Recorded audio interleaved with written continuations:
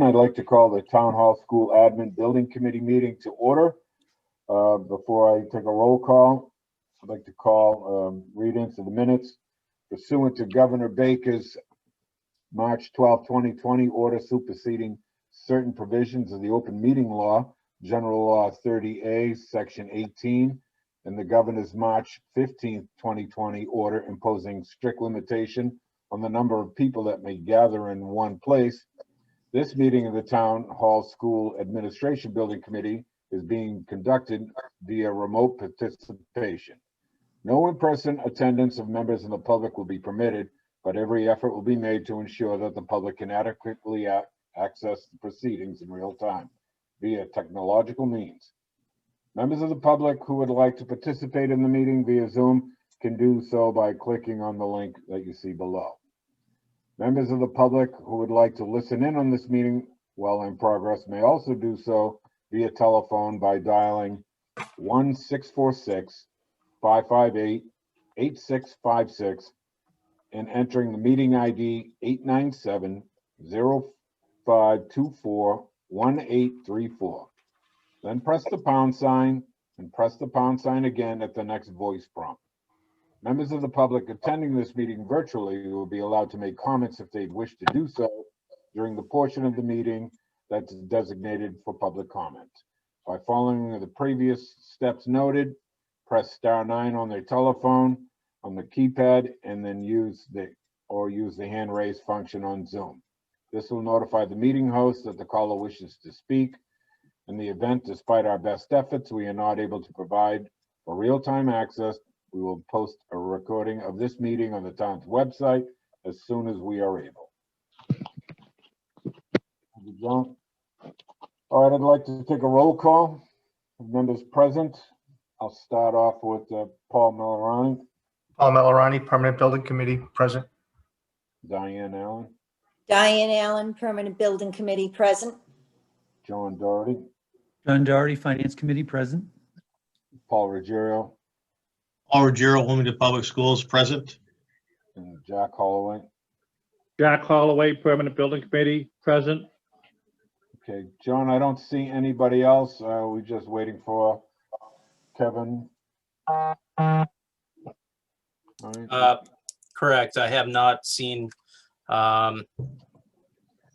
Kevin in the waiting room yet. Okay. All right, so this is the second meeting for the interview process. P3 will be our first firm that'll be coming in at 6:15. And then our second firm will be CHA Consulting. They will be in at 7:30.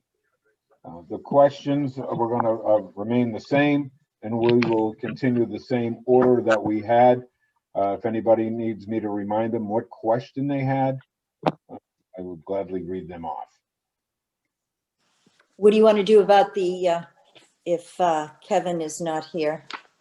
If Kevin does not show up, one of us will assume it. I see that Jack only has one question, and I believe John Doherty also only has one question. So Kevin asks question number 6. If one of you would like to take that question, that'd be fine. I have no problem. All right, just in case, John. Everybody else is comfortable with the questions they had? Yep. Okay. After the second interview, there were individuals that also did reference checks for all 4 firms that we interviewed. I would like to review those at that time.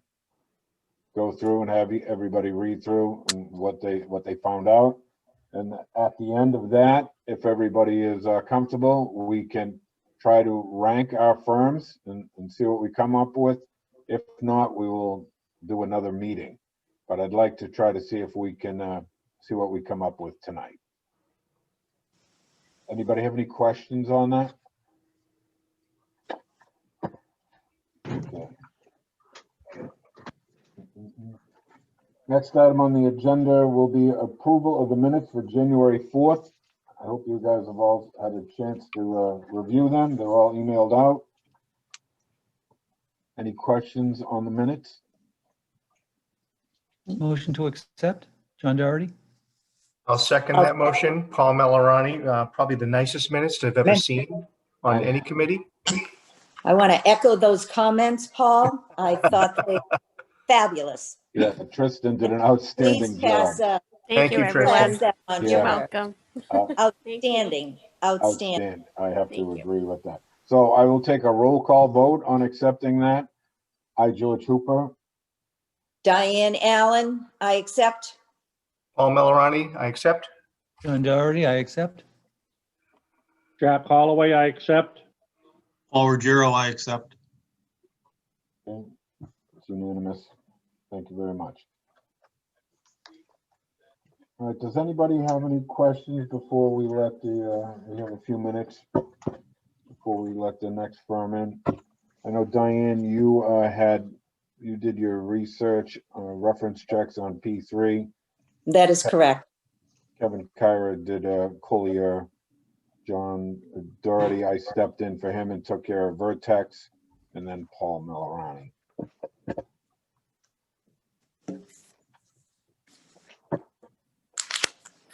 Right. Jeff, did I miss anything Say that again, George? for Jeff Hull? Anything that I may have missed? No, I think you've covered it all, George. Are you back? Okay. All right. Bye.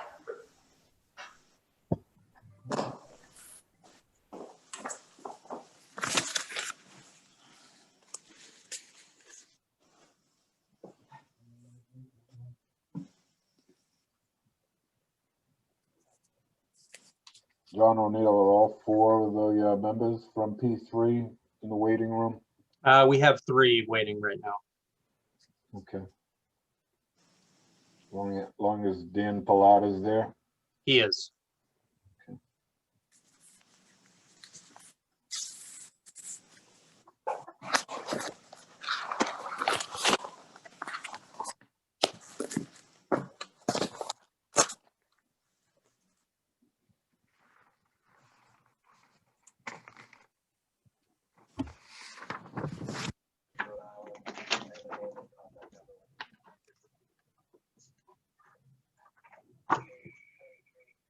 I will remind P3 that this is a different board or committee from the senior center, as pointed out by Mr. Kyra.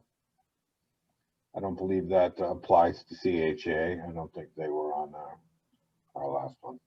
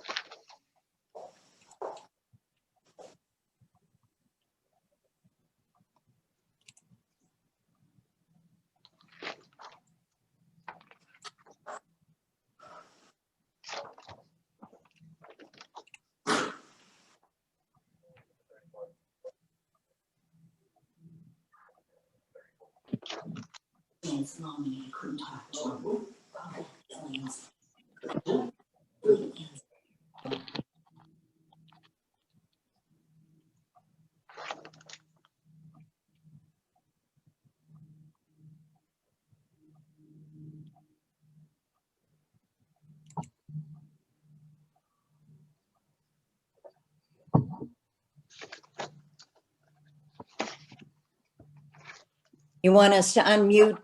Do you want us to stay muted? Yeah. I just saw the I heard the voices off screen. I just figured be safe. Yeah, okay. Yeah, it's safer to stay muted. I'll do the introductions. And then when your question comes up, I'll call out your name. Thank you.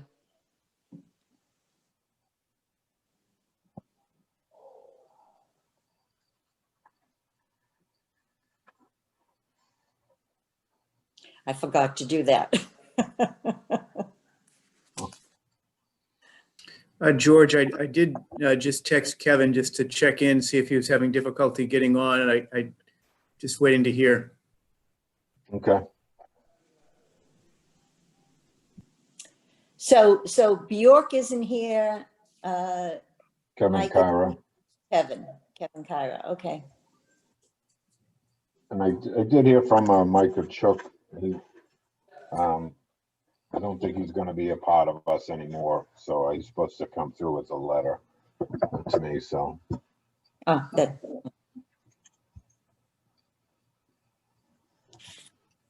it does take a lot of time, these volunteer groups and committees, you know.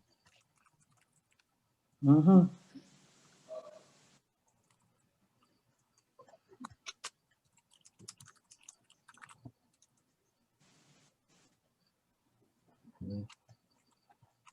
Is everybody staying healthy? Yes. Good.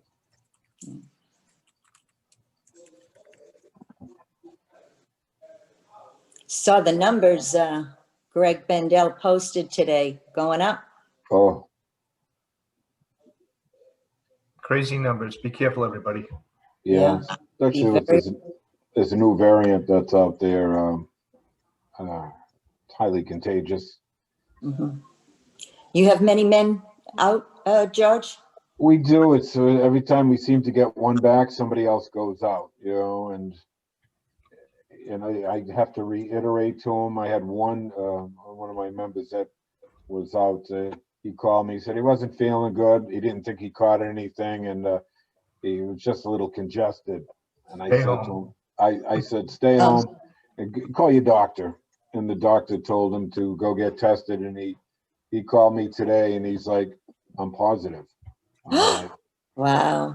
I'm like, yeah, well, good thing you Mm. didn't come in, you know? Gave good advice. Good advice. Yeah, you know, and a lot of the workers that, you know, little runny nose, they feel like they can come in and they want to do the work, and Mhm.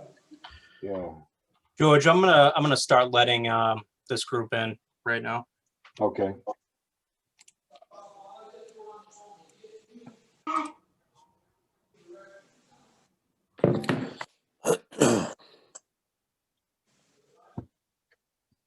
Ta-da.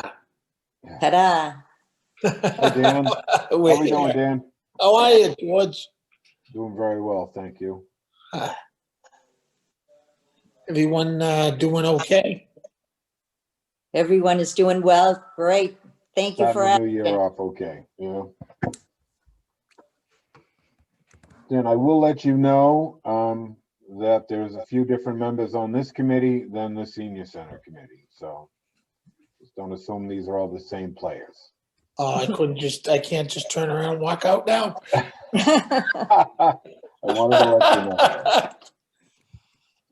No, we're gonna go through somewhat of a similar routine as before. Okay. If that's all right with you guys. Oh, absolutely. We have questions that we want to ask also. Like I said before, you do your presentation, please leave time for us to follow up with some questions. Sounds good. Okay. It's 6:15 now, so if you want to get started, go ahead. Thank you, Mr. Chairman. Oh, wait, excuse me, but I'll introduce our committee first. Okay. Myself, George Hooper, the chair, Diane Allen, Diane Allen, Permanent Building Committee. Paul Ruggiero, Hi, Paul Ruggiero, Wilmington Public Schools.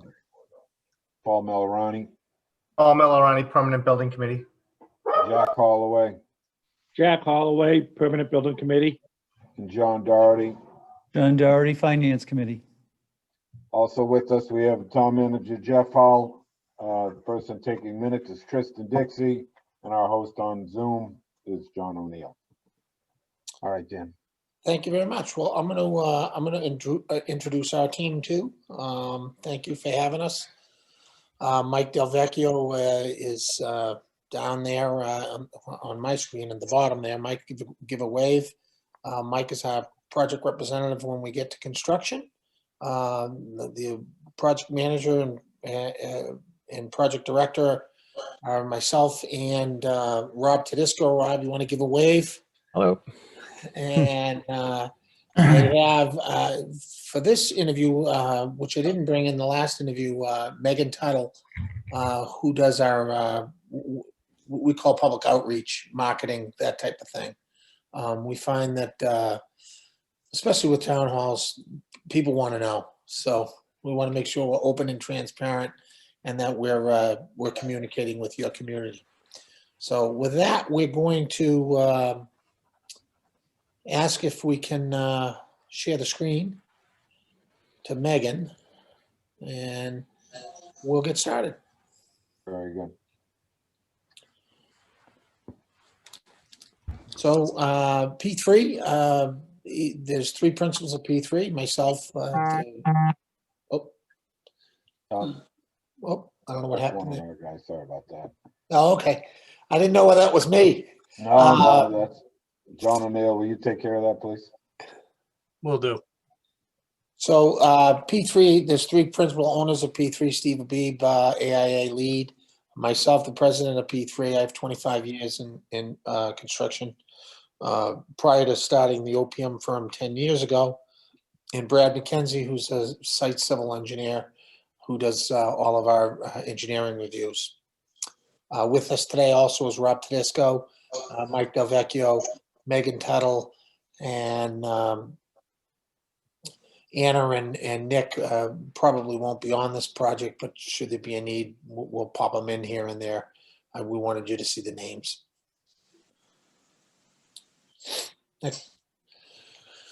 So everything's about making a team and making the project, the unit. P3's job is to make the project team. This isn't about us, it's about Wilmington. And, you know, you obviously are aware we were selected for the senior center, and the senior center and the town hall school building project are kind of competing for some of the similar sites with regard to site selection. And we think it would be mostly advantageous for Wilmington to obviously have the same OPM team do both, so that we can steer Wilmington into the right direction to make sure that both projects aren't competing and fighting with each other publicly, but working together as a team.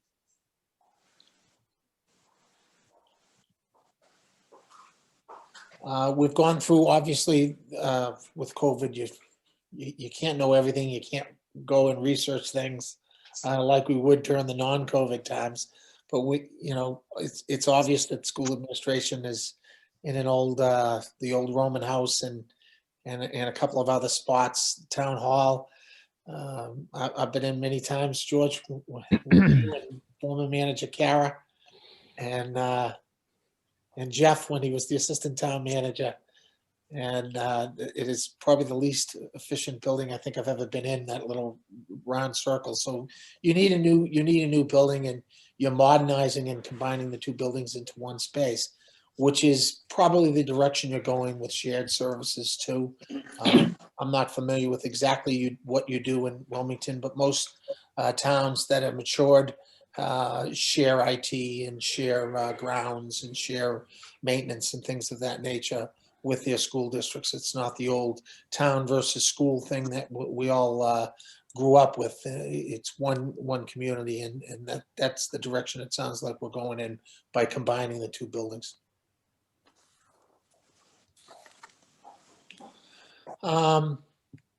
You identified some sites in your facility plan, but as I know from the senior center project, there's really 4 sites that the town is looking at for these 2 buildings. I'm guessing as we start studying the sites in depth with the designers, that it might be possible that there'd be a 5th or a 6th, or it might not be. Usually one pops up, or someone, a parcel becomes available and the town jumps on it. We have to have the ability to jump on it and make sure that we can move forward with a site selection within the criteria. So we expect to move forward. immediately selecting a site and separating the two projects and work on programmatic.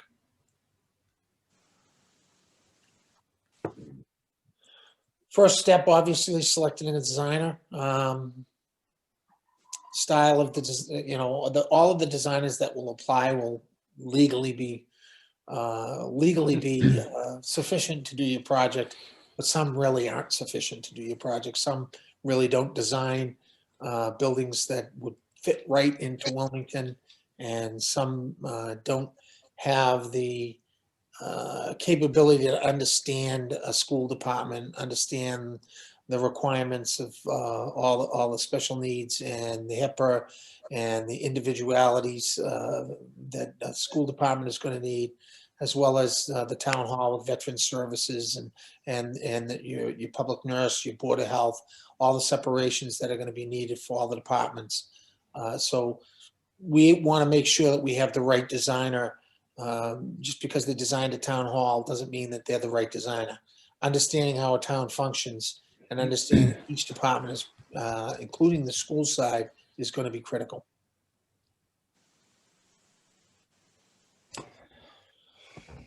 So we're going to go through the feasibility study and site selection, and part of site selection will be the constructability of the site, accessibility, utilities, topography, neighborhood, traffic impact, evaluating the program.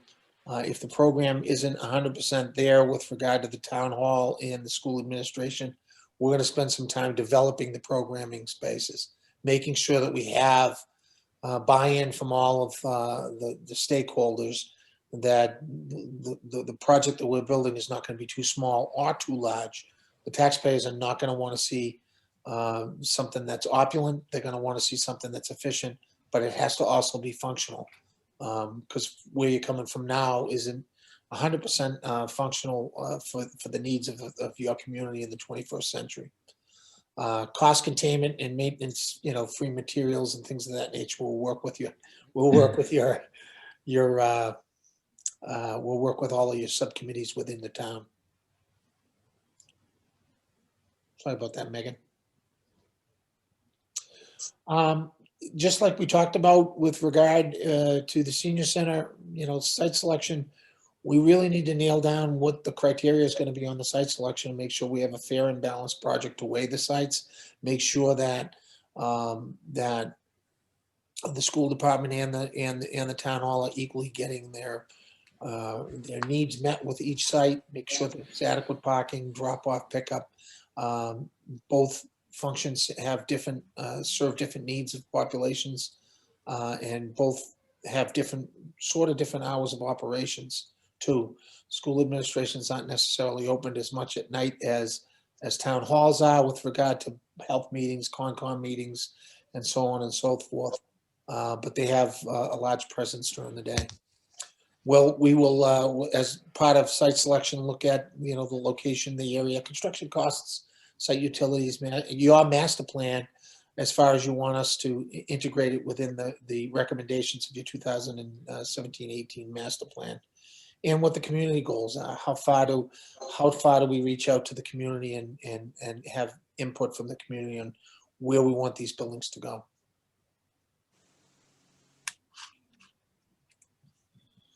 So everything we do is about schedule. Project management's about schedule. Schedule is money, time is money.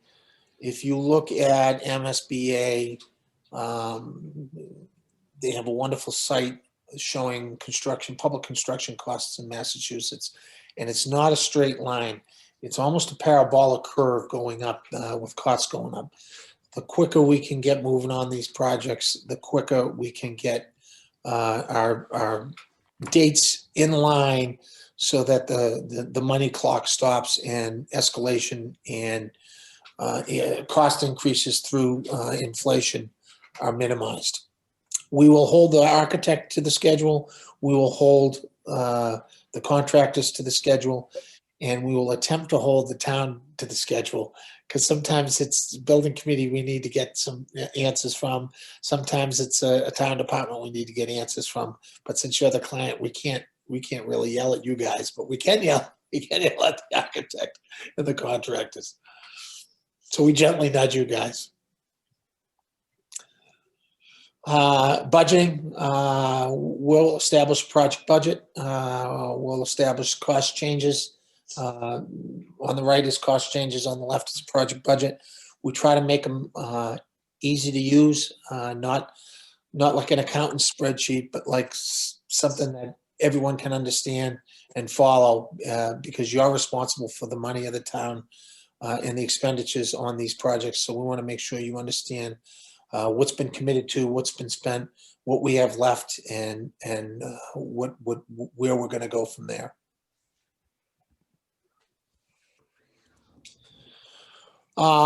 Estimating, we didn't touch on this with the senior center, but I wanted to touch on it with the town hall project. It's a little bit larger.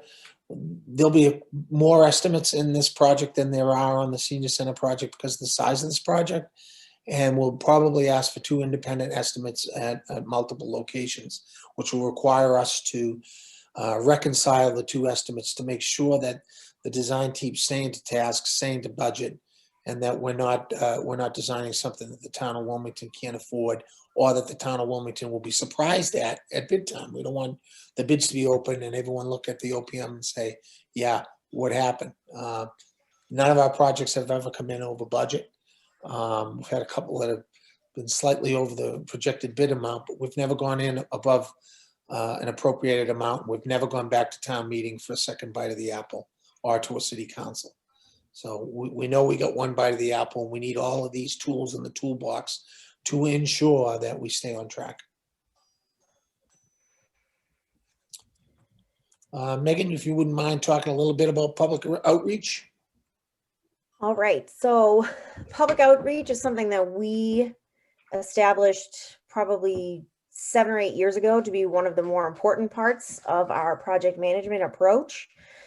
We believe that keeping the public well informed so that they know exactly what's coming, what's going on behind the scenes. A lot of times you just hear these big numbers and all of a sudden you're like, where did this come from?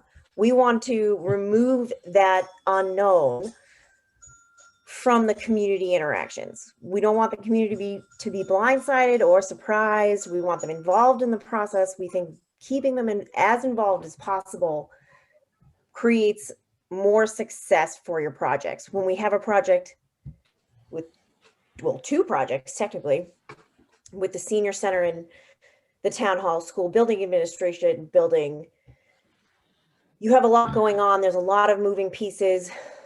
People read news articles from here and there, and they're like, what's happening? We like to produce newsletters. Depending on the stage of the project, it might be bi-monthly, it might be right at the start of the project. We usually have who we've picked for a designer, for who we are as the OPM, what we will bring to the project. As the design goes forward, we continue to release these newsletters. When it's in construction, we try to have a newsletter monthly because there's a lot going on that you can't see. It's behind a fence. The community drives by and all they see is a fence. This gives them better information, being more transparent with the public as we go through each piece. So we will move forward immediately and start educating the public, even as we're going through design, because it's not, there's nothing worse than someone going to a Dunkin' Donuts, getting blindsided by a resident, and building committee member doesn't know what's going on. So everyone gets the same information to make sure that that there's no rumor and innuendo. The projects are going forward. This is happening. That's happening. The town hall is going to have this interaction and that interaction, and be fully automated and so on and so forth. We're going to hit all those things so that the public knows what's coming at them. Very, very, very important, especially with the town hall project. It's hard. Unfortunately, it's hard to get fire stations and town halls passed in some towns. They love their government, they love their town, but they sometimes don't love to fund it. So part of that public outreach can be also You know, as we indicated before, we'll do we do our drone footage, we do interior shots, we'll do renderings posted from the architect as the design's going forward. There's a lot of things that we do to make them, the public, we want to grab them and have them interactive with the project. We utilize Facebook, YouTube, other social media resources, especially right now with COVID. Many different towns and communities have found that it's really hard when you're used to having in-person meetings to educate a community. How do you change from that? And communities have different needs. Communities have different demographics. You don't know how many people have access to internet, how many people are proficient with the internet and Zoom. So we've tried really hard, especially in the last year, to utilize things like Facebook, to utilize YouTube, to utilize in-paper distribution, like to be passed out like at town hall on the door, in order to reach as many people as we can. All right.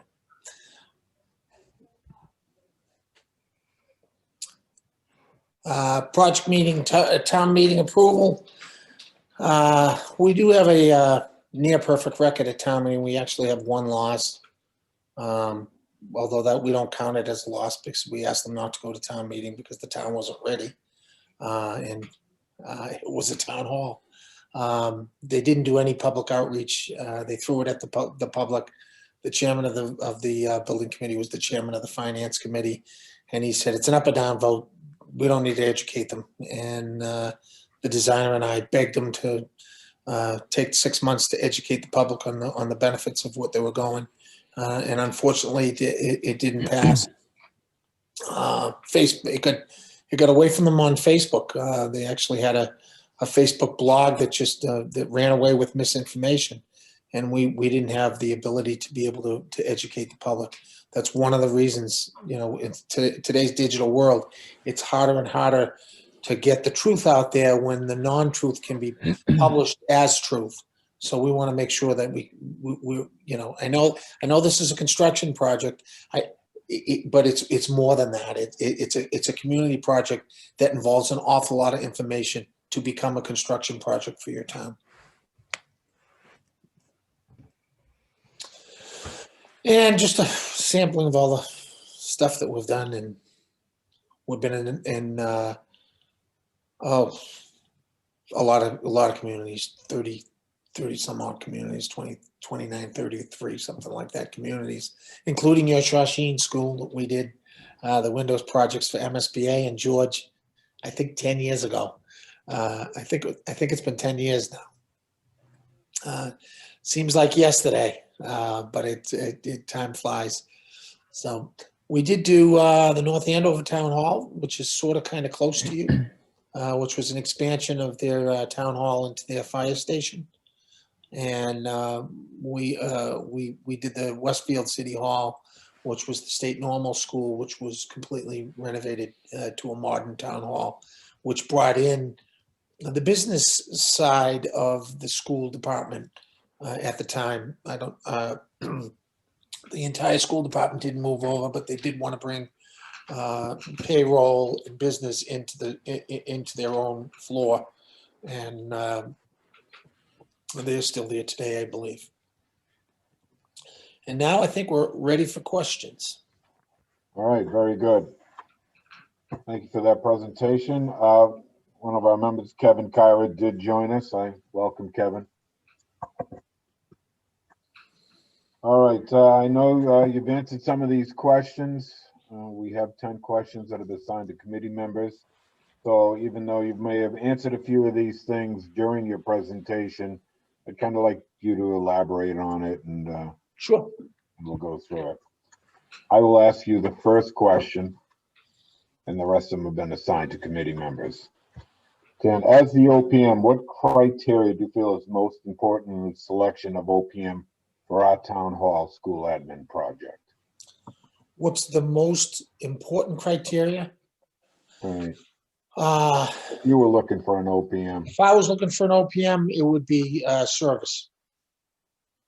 making sure that you have service from your OPM, making sure that the OPM is under contract to complete the project, not in an hourly basis where the OPM doesn't have an incentive to move forward because they're just billing hourly for the corporate mothership. We're a smaller firm, and we only go after projects that we know that we can service, and we stay on those projects that are like they're our children until they're completed. And what we have found that because of that dedication in service, we get rehired in a lot of communities. Okay, thank you. Paul Ruggiero? Hi, thank you for the presentation. Can you tell us why P3 is best suited to provide OPM services for the Town Hall School Administration Building, and describe the qualities that give your firm the edge over any competition you may have?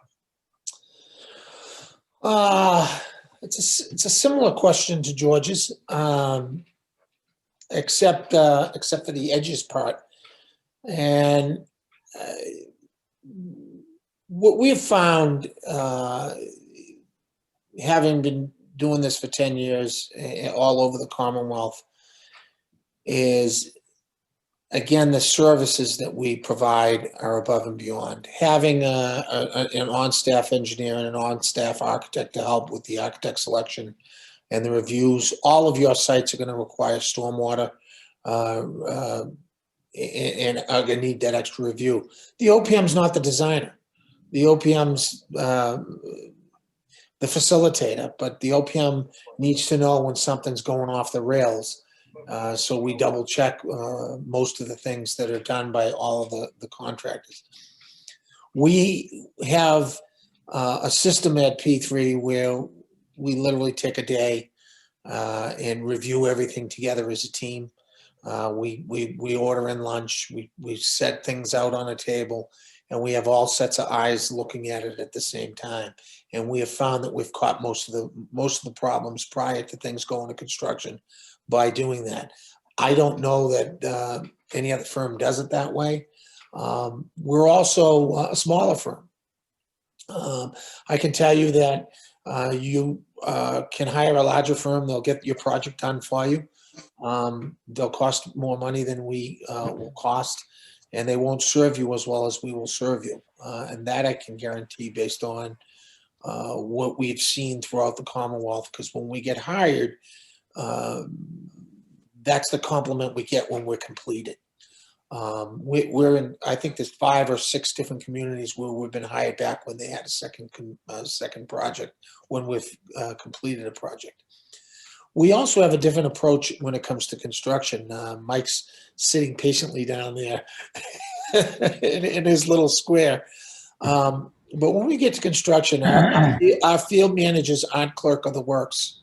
They're OPMs, they're certified OPMs, and we expect them to be able to instantaneously come up with solutions for the designers when we get to construction. And we don't see that with our competitors. I hope that wasn't too long-winded. No. That's good, thank you. I saw Mike trying to pipe in there. I was, but you did well. Diane? Okay. Well, Megan, you almost answered just about everything here, but I'm going to ask the question anyway, because as George had said, there are new members on this committee that were not on the others. Please describe your firm's experience with public outreach for getting information out to the residents of Wilmington. And this probably is the most important line of all, making a compelling case to obtain support for funding this project. I mean, everybody can say they would love to have a new town hall / school administration building, but what would be, something unique in helping us gather that support for the funding when it really comes down to show and tell. I'm going to let Megan answer that question, but before she does, I'm just going to add one little nugget. And that Okay. is, we can't ask the town to vote yes.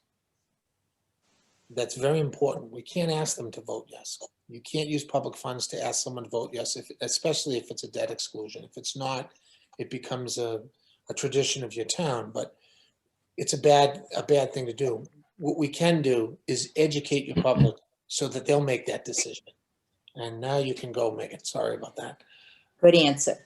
Well, Thank you. coming off one of the things that he said gave us an edge as being a small firm, and how we believe like we really nurture all of our projects. We get really passionate about our projects. It gets kind of crazy. Sometimes Dan will just go off on tangents about projects that he's overviewing, and like when they get really exciting. But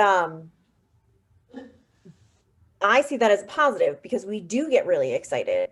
We want your project to succeed. We want it to succeed so much that we get as much information developed, marketing criteria for you, if you want it. Not everybody does. Some towns prefer to do it themselves. But we use all sorts of different outlets. We do not ask people to vote yes, but we do give them all the reasons that they should vote yes. You want this. This is what your town, this makes your town a better place. It also makes it better for the next 20, 30 years. You take all the information that you got in your 2018 facilities plan with the expected growth of the town, the expected life expectancy for your projects, and you passionately push for it. Okay. All right. just I know ask you, one question. you did talk about some social media. You talked about Facebook and YouTube. And for those, and those are very, very important part.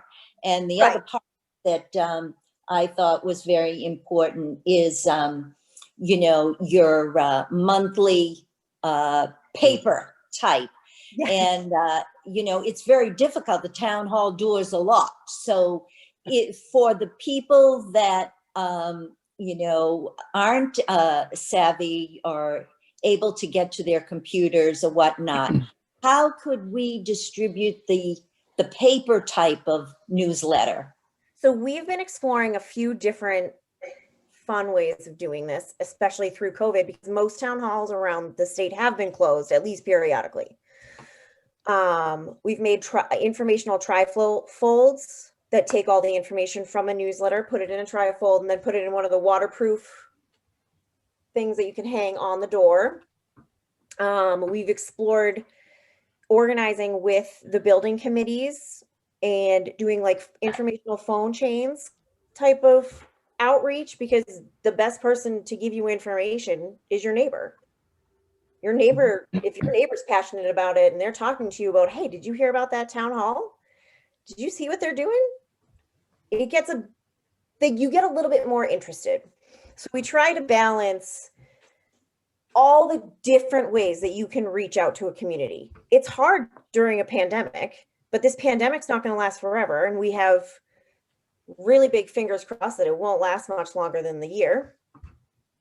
And you can use all these different person-to-person tools, the paper newsletters, trifolds, mailers. You can send out mailers to every home, depending on your funds. You're also going to eventually have your libraries back open and Right. informationals. You can always do Zooms. I know there are people that don't have technology, and we can hit them by mail. Are delivered to housing authorities or apartment complexes. Curbside pickup from the library. It's really up to you on what you want to do for your community. We'll be the vehicle to do it. It's more important that we develop mediums that are easily transferable to electronic to paper. Mm-hmm. Very good. Thank you. Jeff's gonna lick all the stamps on the envelopes. John Doherty. Great presentation. This one's a two-part question. Describe some of the more common and some of the more serious mistakes that occurred during the planning stages in the cost estimating process.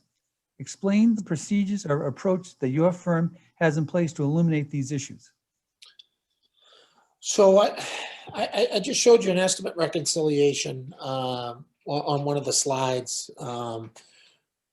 Doing an estimate at the end of there's really some major targeted areas that we hit when you have finally selected a site and we move forward with a building. At the end of what you're calling feasibility in your RFP, it's about schematic design for those that are in the trade.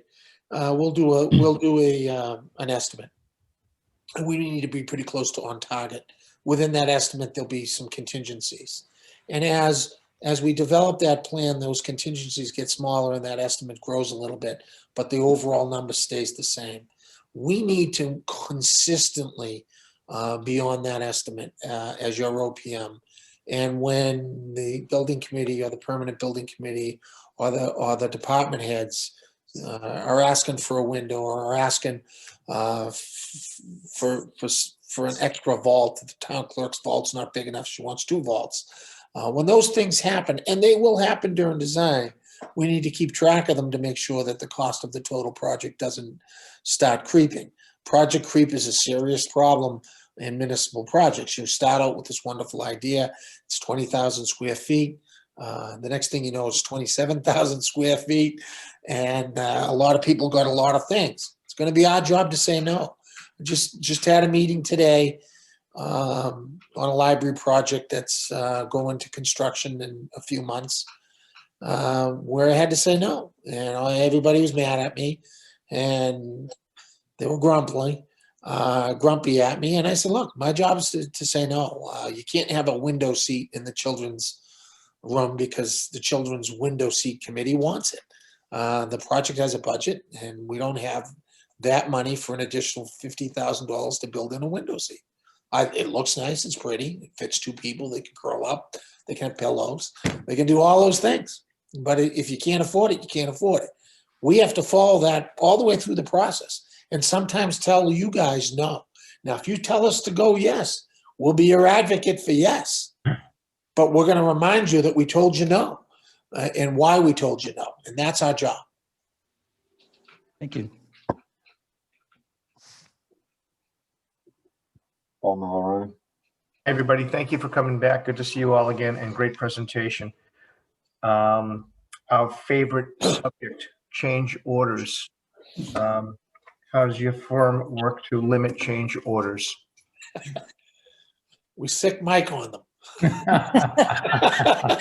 did I know you were going to say that? You think I'm kidding? I don't take any prisoners. Yeah. Change orders are an interesting thing. It's a public project. It's a new facility. It should have somewhere between 1 and 1.5% of changes that are dictated through unknowns. But that's it. So if the bid comes in at 10 million, you should be no more than $150,000, $200,000 in changes. But it won't be. It'll be 10 million, 500,000, because you guys are going to come back and say, you know, we want more storage, and we want more this, and we want more that. You're going to walk through the building, and you're going to see it, and you're going to feel the space, and some of the things will change a little bit. Our job is to make sure that the contractor is engaging the town, and we do a couple things. One, contractors gouge the town in two areas. One, they inflate their numbers. We prevent that by Mike literally going through every nut and bolt of what they own and every nut and bolt of what's been added. And then they try to hit you with insurance costs that don't exist and bond costs that don't exist. We don't allow them to bill either the insurance or the bond costs. At the end of the job, whatever the total amount of changes are, we take their bonding rate from their insurance company and we'll pay their bond cost difference. And believe it or not, you're talking a lot of money difference by doing it that way than doing it on an individual change order basis. But it's the individual review of every change order that's important. If it's going to be site related, Brad's going to be doing some reviews in our office. If it's architectural and structural related, Mike will do a review and he'll reach out for help if he needs additional help. We have never not come to an agreement on changes, with the exception of one change order on one job, where we were right and we were proven right, but it was a long road to get to right. So that's it. I hope I didn't ramble on too long again. Good. That's fine. Thank you. Kevin, Kyra? Yep. Hi, all. This is my first opportunity seeing this firm. I was not on the senior center, so it's good to hear all this information. So please do elaborate. Describe a difficult situation you have had on a project and how you resolved the issue to move the project forward. Now, are you related to the former town manager? I am. He's a good guy. He's my brother. I was going to use him as an example. There you go. As long as it's good. I was going to use him as an example. We were in a meeting and he said, I got two problems. And he pointed at me and Rob. Jeff, I know you remember that day.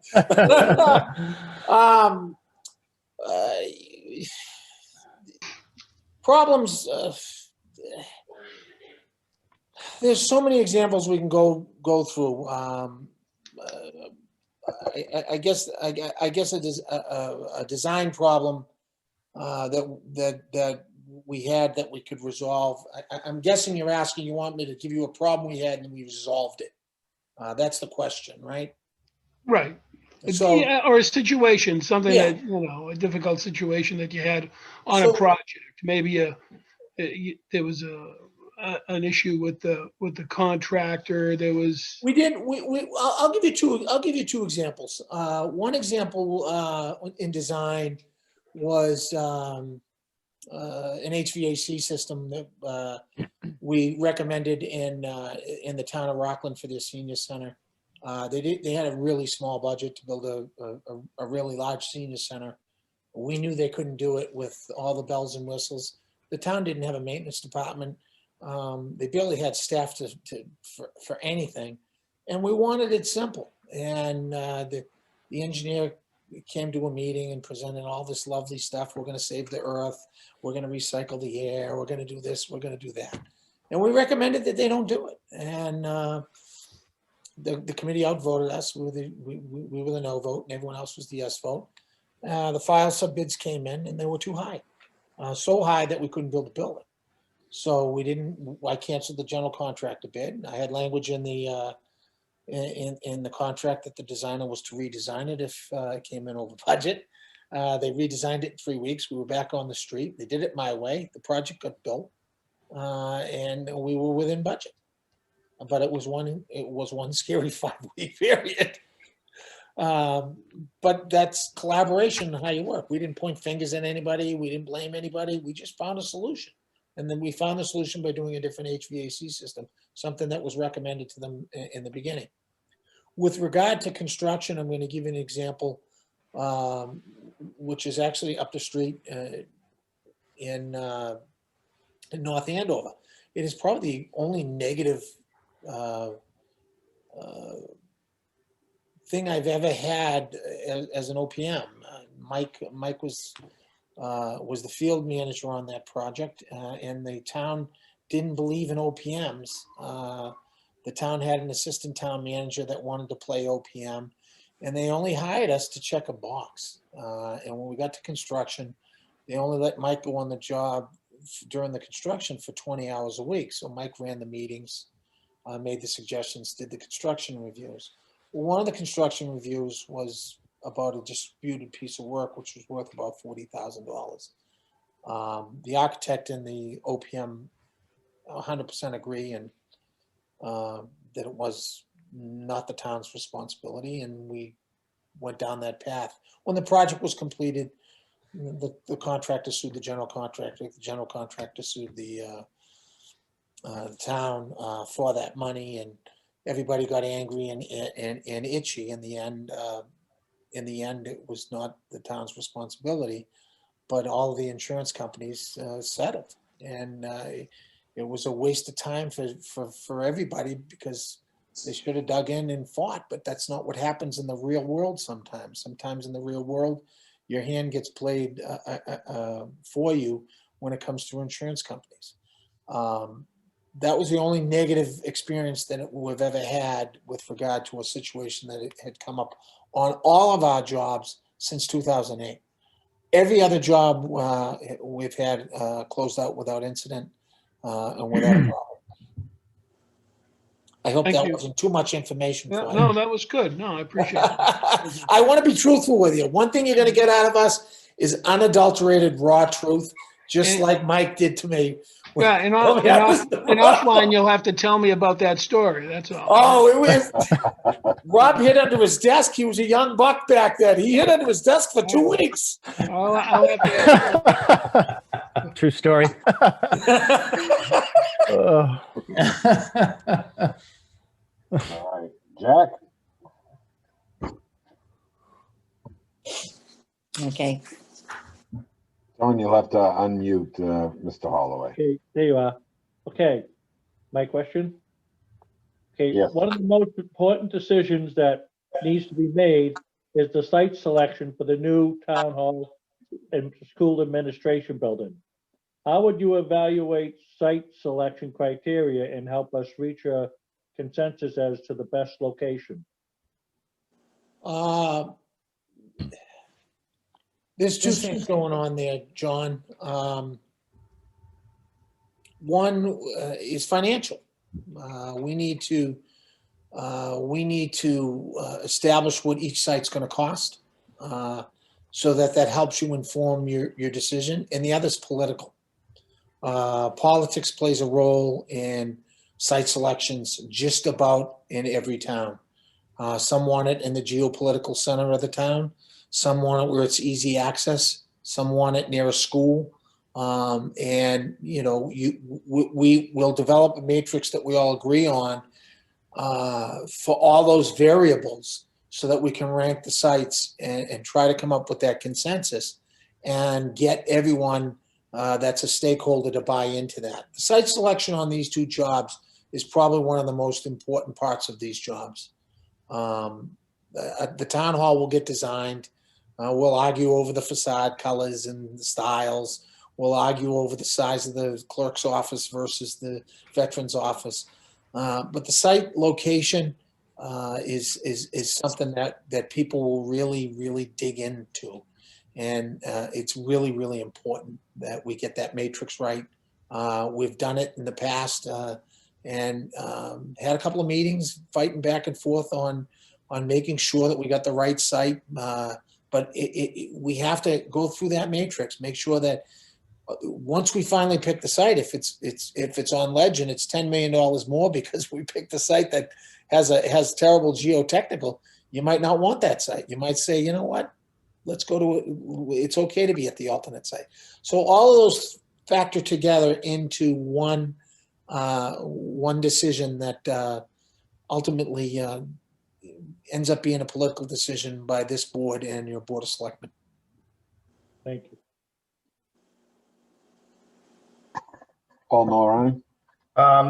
Mr. Chairman, I don't think that my question applies because it had to do with how would you approach site selection if you were working with another OPM on our senior center project. I would say that the senior center OPM's awesome.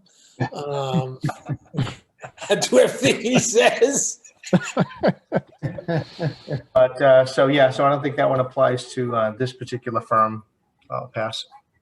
Okay. I do think though that, you know, we have to establish that connection, and, you know, regardless of your decision, you, as I indicated to you before in the senior center slide, we'll do our best to work with whoever you select. It'd just be a lot easier if you select us. Point taken. Paul Ruggiero, So once chosen, the OPM will assist in hiring an architectural firm for the feasibility study and schematic design. What experience or what criteria should we, the town, be looking for in an architect to perform those duties? Oh, that's a great question. Obviously, we want an architect that has significant 149 experience for the construction documents. You want an architect that has probably dabbled in some school projects to understand how schools function. And you certainly are going to have an architect that has some municipal experience with a town hall. Town halls are really office buildings with functions. But the functions vary by town to town. Some town halls have water departments and public works in them. Some town halls don't have veteran services in them. Some town halls have regional things. So, and same with the school districts. I don't know where your collaboratives go, where your vocational kids go, how that interacts. The architect should have a really good knowledge of all those parts and pieces. Otherwise, when we develop the program, the adjacencies aren't going to be right, and we're going to be spending a lot more time on that feasibility program phase than we should.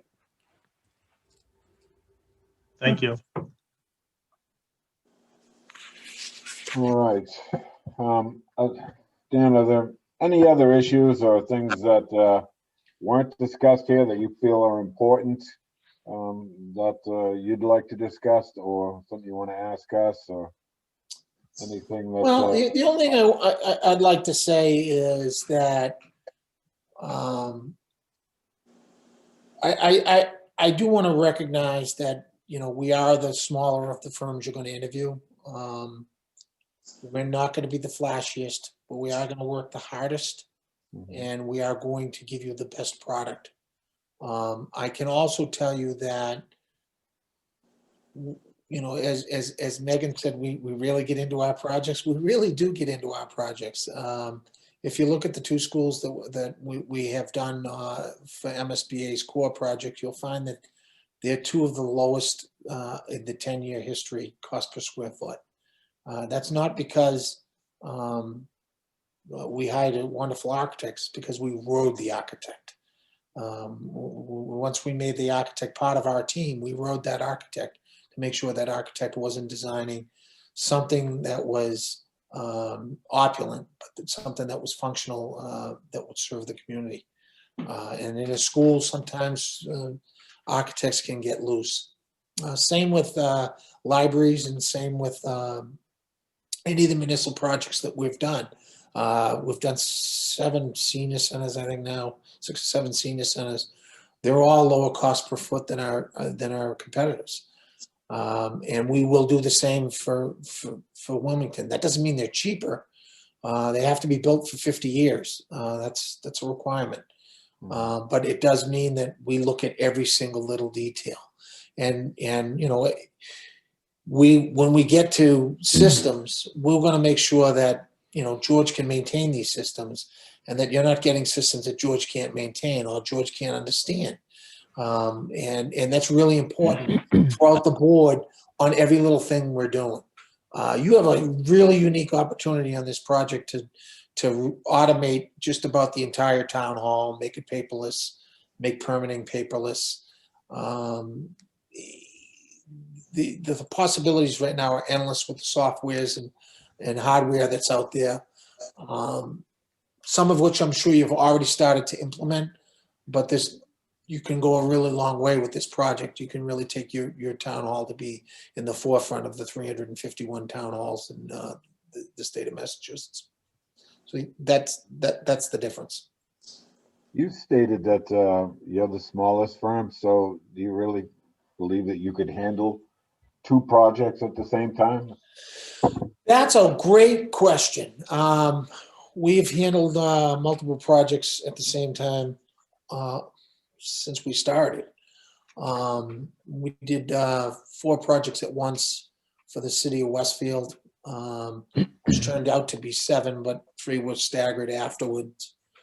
We've done multiple projects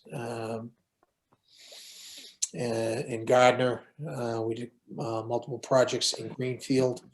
So yeah, we definitely can do multiple projects. There's no question about that. As I had indicated to you, to Jeff and to you when we were talking about the senior center, we wouldn't have applied for this if we couldn't do it, because applying for it means that we have to give you our all, and we're going to give you our all for both projects until those projects are completed. We won't be straying away and trying to get other projects. We'll pretty much be benched for at least the next 6 or 8 months until one of the projects is close to, or a year until one of the projects is close to design, to construction. And once that goes to construction, we'll start looking for design work again, because it's separate. Construction and design are a little bit different. So yeah, we can handle it. There you go. All right, before we end this interview, any of the committee members need clarification or any question on any of the questions or anything they heard tonight? Just George, a quick question, George. Okay, go ahead, Diane. no, go ahead, Kevin. Go ahead. Yeah, no, just a quick question on the team on the project. Will the team working the senior center also be working the town hall school admin building, or will there be separate teams? And will those teams that you start with, will they complete the project, or will they be shifted out? Kevin, that is the best question, and I'm mad at myself for not bringing it up. One of the great things about P3 is that the team you see before us is the same team that's been together for 8 years. And yes, this team will be doing both projects. If both projects go to construction at the same time, Mike will be the senior field manager for both, and we'll have a junior field manager on both, so that Mike will be going back and forth. So yes, this is the team that will handle both projects. Thank you. Diane? Well, my only comment was that in the interview with the senior center, I so enjoyed hearing from Mike Del Vecchio, and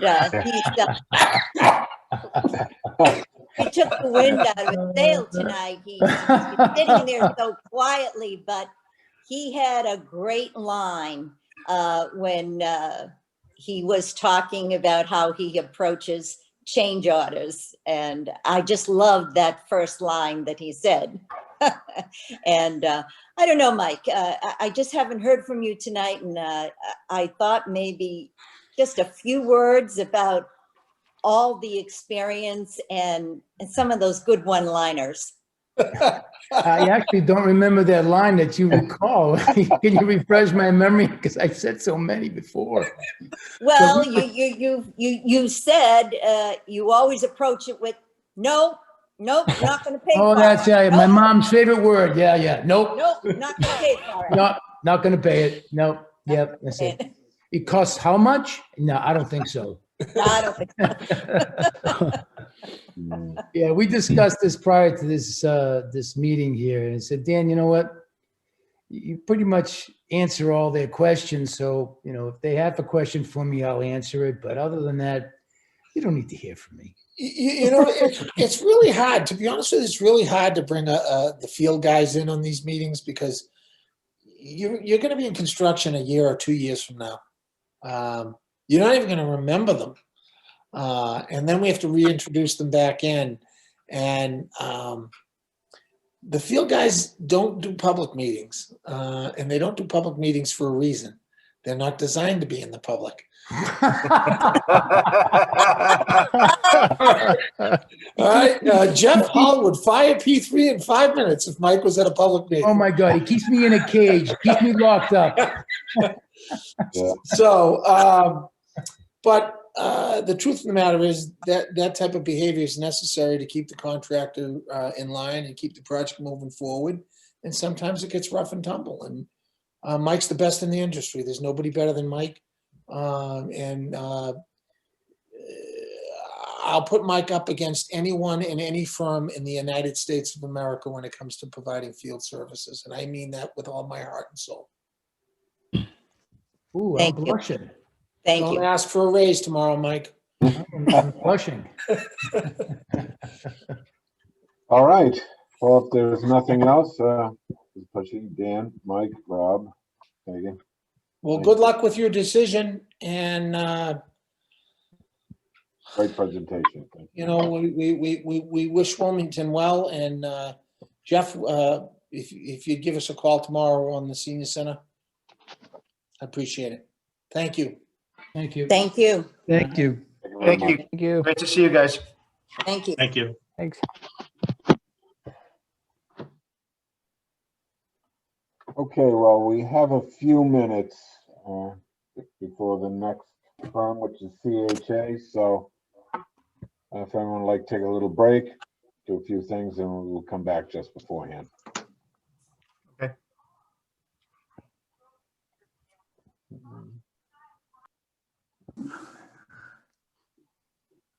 Jeff, you received my text on the other thing for the Shriners.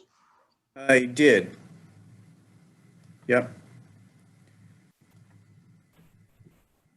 I don't think. Yeah, I was just looking to, if you tomorrow can provide me with the That first cost. email, I think you saw that went out to Bay State. Right. You were CC'd on it. That had the invoice that we were charged for that. Okay, yeah, I know, did you resend that, or was that, I know there was back in May or June or whatever it was. No, today. Oh, did you resend it? Okay, I'll Yeah, I check. reached out to Bay State this morning. You were Okay. CC'd. I will send it again to you if you did. They returned back to me and they said they would hold their price that they charged us. Right, I saw that. I just didn't recall offhand what that price was, but if you sent the invoice, I'll check. I'll get it again to make sure that you did get it. Which I thought was pretty good, considering. Let's see. Don't.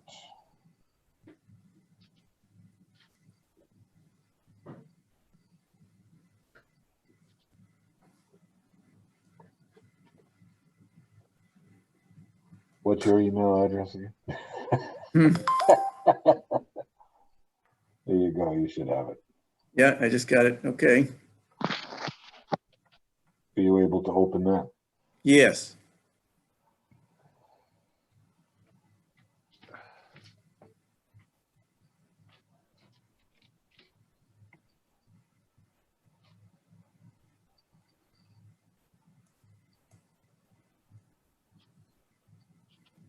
Just so you know, you're on channel 37. I don't know if John O'Neill is taking you off or not. So your Oh. discussions are being heard. Okay. I was in the other room. I don't know what you were discussing, but during the break, just so people who come back on realize that. Okay, thanks.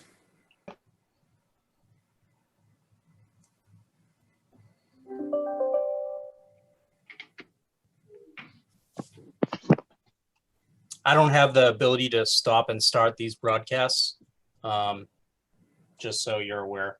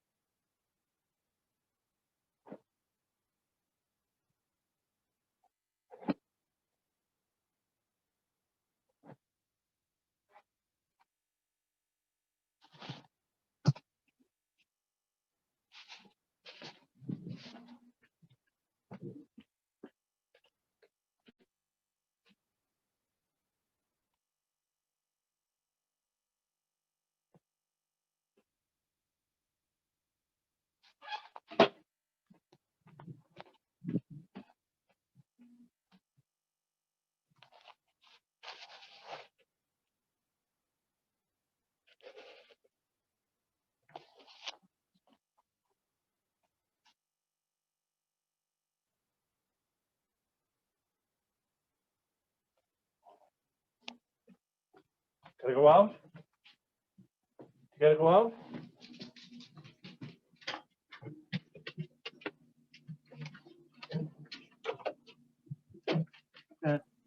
No, Jack, I'm all set. I don't have to go out. I went ahead and muted him.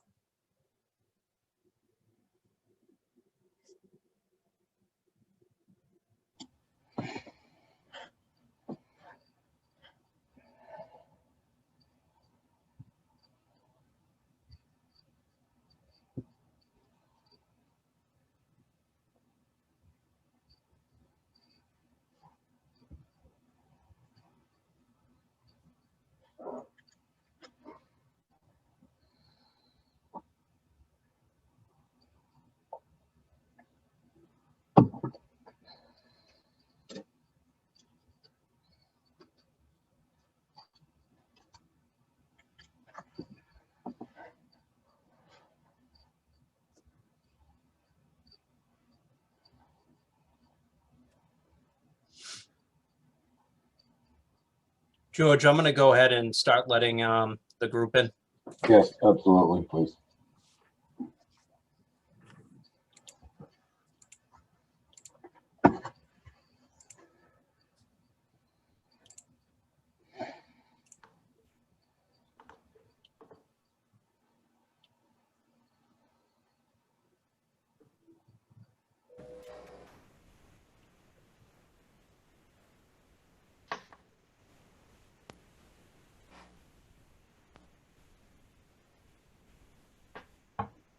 Good evening, everybody. Good evening. My name is George Hooper. I'm in the Town Hall School Admin Building Committee. I'm going to have the individual members introduce themselves through a roll call. I'll start with Diane Allen. You're muted, Diane.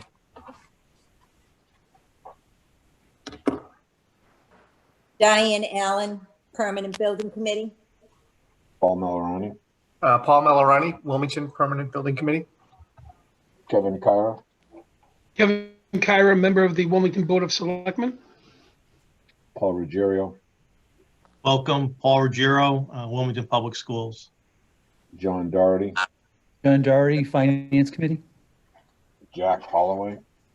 Jack Holloway, Permanent Building Committee. We have Tristan Dixie recording our minutes, John O'Neill hosting, and also with us is the town manager, Jeff Hull. All right, so tonight, after your presentation, we have a series of questions that each committee member is assigned to and going to ask. So I ask you to leave some time for us. You go ahead with your presentation. Well, good evening. My name is Tom Gazunas, and first I want to thank you all for inviting us to be part of your very exciting process and project here, your school administration building and town hall. I am very excited, as I said. Can we move on to the next slide, please, Kim? So a little bit about myself, and then each of the members will introduce themselves as well. I've been with Daedalus Projects /CHA for 5 years. Prior to that, I was the town engineer and building commissioner, Prior to that, I was the public safety commissioner for the Commonwealth of Massachusetts. I served in that role from 2004 to 2015. Prior to that, I was the town engineer and building commissioner for the town of Belmont. In an ever-increasing role, and ultimately when I left the town, I was the director of community development there. And that included oversight of the planning board, zoning board, historic district commission, traffic advisory committee, Conservation Commission, Disability Access Commission. I think I got them all. So I have been with municipal government and state government, and then ultimately, now with the private sector, but been on your side of the table and conducted many of the same interviews you have. Laura? Good evening. My name is Laura Jolly, and I'll be your project manager.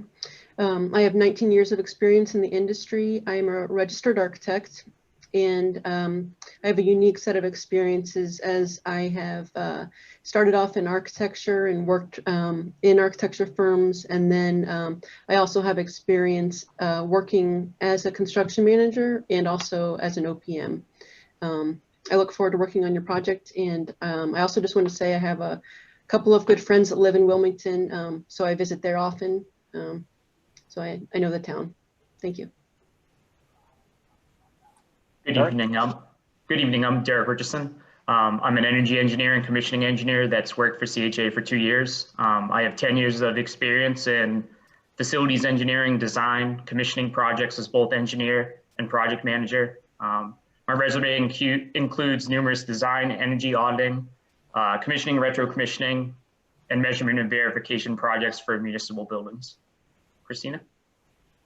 Good evening, I'm Christina Offer. I've been with Daedalus CHA for 17 years, and I've held a number of roles there, from project management, assistant project management, to marketing and communications, and I will be serving as your communications manager.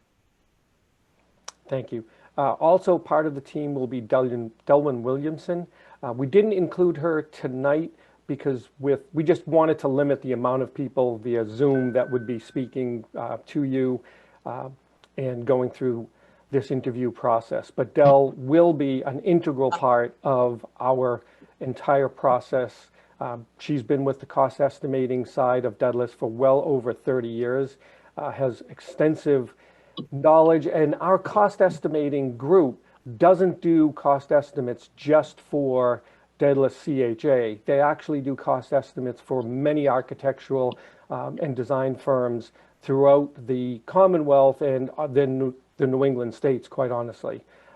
So we have that value add that's in-house and with us all the time. Next slide, please. So at CHA, we are part of your team. We bring together a whole group of people. And while CHA is new to the Boston area, Daedalus Projects is not. Daedalus has been around and supplied OPM and cost estimating services to Massachusetts and the New England states for well over 30 years. We have extensive experience in site selection, feasibility studies, design and construction. As I indicated a little bit earlier, we have full house cost estimating services, and you'll see as we go through our presentation tonight, the depth, the breadth, the knowledge, the understanding that we have for working with communities, working with, and as we will work with the town of Wilmington on your project. This is your project. We embed ourselves in with you. We do not take your square peg, so to speak, and pound it into our round hole. Just the opposite. We mold ourselves to work with you and for you. We're part of your team. Next slide, please. So at CHA, we hit the ground running, and we will meet with your building committee, and we want to get up to speed on the existing studies and reports that have been done to date.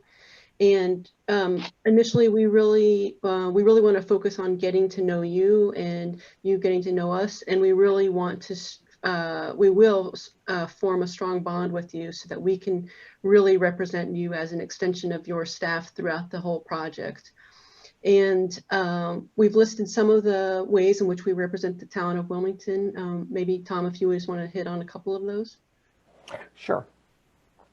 So codes and regulations, as I indicated, having served as the Public Safety Commissioner for the Commonwealth, I helped to actually write 3 editions of the state building code and the Architectural Access Board rules and regulations. Our cost estimating and value engineering, as I indicated, we have that service in-house. Derek is building commissioning, in-house services, lead oversight, and we'll get into a lot of these details further on with the specific examples of our breadth and depth of knowledge and expertise that we bring to you. Laura? Yes, so if we go to the next slide. Next slide. So during the feasibility, like we were saying, we're identifying your program and your priorities. And what we mean by that is that we really feel that every community is unique and we want to understand your specific needs. So during the feasibility, we will work with you to identify the best designer for the town of Wilmington. And we're really looking for who's a good fit for the town and who's going to listen to your needs, your design intent, what you're looking for in your program. And then during the feasibility, we're also going to be establishing the schedule and the budget. And we've brought in numerous projects ahead of the schedule and under budget, and also at schedule and at the budget. Kim, the next slide.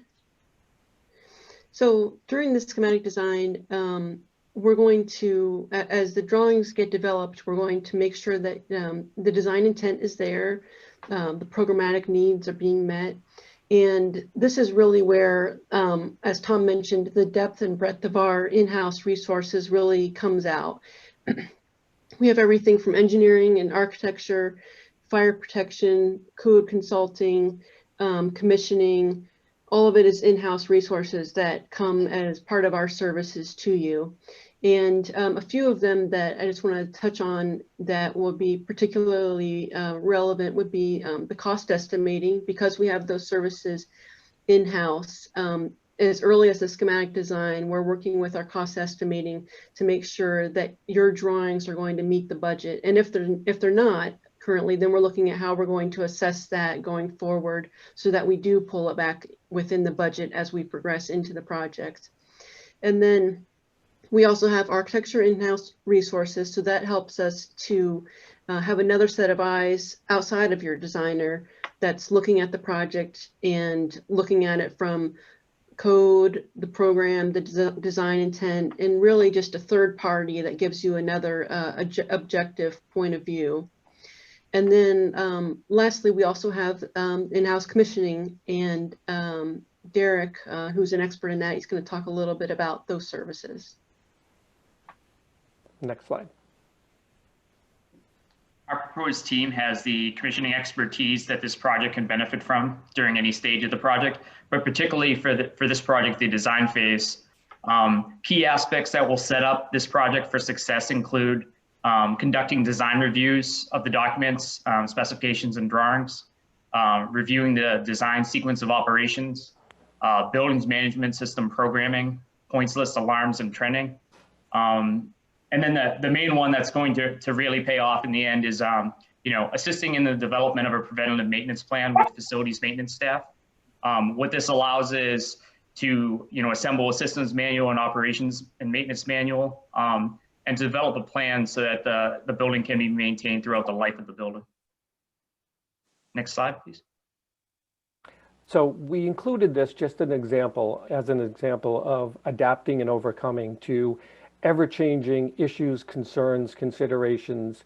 A year ago, whoever would have thought that we would be faced with a pandemic that we're all suffering from and caught in, I'll use that term, because I really don't know how else to describe this pandemic. But Derek will go into some of the details and some of the issues of how we've been able to, and how our level of expertise that we bring to the table helps us to very quickly adapt and overcome to any of the issues that could potentially come up as we move forward with this. So Derek, want to go ahead? On the mechanical side of things, our team has the dedicated resources and expertise to conduct indoor air quality assessments and develop innovative strategies and solutions based off of prescribed ASHRAE standards and guidelines. CHA has conducted more recently countless energy audits and provided commissioning and retro commissioning services that were key to identifying indoor air quality issues for municipal buildings, schools, healthcare facilities. And part of these solutions is always to develop cost-effective solutions, which is really the key for any facility, is making sure that it's affordable. And again, we included this just as an example of the breadth and knowledge and depth that we have. We understand that we are not your designers. We're not going to be designing this project, but we do have that ability to help you to understand what any of the issues are as they come forward, and provide another example or another set of eyes or another way of looking at things to just help us as we develop the town hall and school administration building. Next slide. So we included this pre-construction and bidding. We understand that this is currently for services through the feasibility, but we would be prepared to take this project on to the next phase with pre-construction and bidding. And we're going to work with you to get the designer that's best for the project. And we're going to work on getting an approved project, and we'll be ready to move the project forward to the next phase with you. So another one of what I consider our differentiators is our communications program. It took a while for OPMs to kind of jump on board with understanding what towns need as far as disseminating information to their local communities, as well as sharing information internally with local groups. And we prided ourselves early on jumping on that bandwagon and making sure that our clients had the resources to get that information out, because ultimately you have to make your community happy and you have to make your community supportive of the project to get funding for this project. And ultimately you want your community behind what you're doing and understanding what you're doing. Your work is a lot of work. A lot of people don't know how much a building committee has to do to get a project through. So my job is to be your communications manager. I am not a marketing person for CHA. In fact, I work directly with the OPM group doing project management and communications for public projects. That's my role. I embed myself with the team and I embed myself with you. I will go to school building committee meetings, permanent building committee meetings, and public meetings and weekly job meetings, anything that's required to stay on top of the project and assist you in disseminating your information. I have some experience in designing and maintaining websites, digital outreach, print outreach, public workshops and community forums, community surveys, and interactive workshops.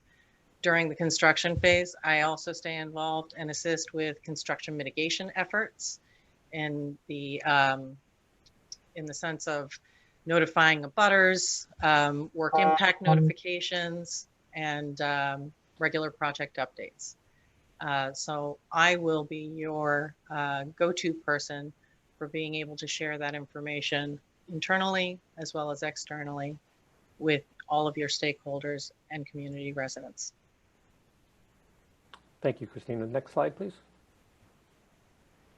We know that site selection is going to be key for the Town Hall School Administration Building, especially in conjunction with the Senior Center project that you have ongoing in the town. So included this slide just to show an example of one of the projects I was involved with, where we were looking to site a new elementary school in the city of Marlborough. We looked at 9 different locations, evaluated all of those sites, ultimately chose a site that was on the existing high school property because of its central location. But the real key here is that we worked with the community. We worked with public safety. We worked with the school department. We worked with the residents and held numerous meetings with the mayor's office and the city residents and city council to determine what was the best location for the new school, weighing all the different factors. Of course, factors for a school are different than factors for a town hall and school administration building. But the key is, and what I wanted to stress here, is that we work with the community. We don't jam something in. It's not how we operate. It's not in our fiber. As I said earlier, I've been on your side of the table. I understand what it is like to work with the residents in a community and get their consensus and buy-in on where a facility should be located. I also, there's a little bit of pride here, include this slide because we brought this project in at about $10 million under the original budget and over a month ahead of schedule. Next slide, please. So why CHA? Why us? I think based on the quick information, and it was relatively quick because we want to leave a lot of time for questions that you may have for all of us to go through, but we have registered engineers and architects. I'm a registered engineer. I'm a professional engineer, had my registration since 1983. So as the plans are being developed, again, we're not your designers, but as things are being developed, we can help. We can provide insight and input because we know the talk and have walked the walk on these issues. Our in-house team of estimators, it's literally as simple as me getting up from my chair when I'm in the office and not doing it remotely, but walking around the corner and saying to our cost estimating team, hey, what do you guys think about X, Y, and Z? And, we're looking at this issue or that issue. What are your thoughts on the cost of that? It happens real time. It's not that we're going out to another firm or we're saying, hey, well, when we get the plans developed to X level, then we'll bring it to our cost estimators and get a price. It's not how it operates with us.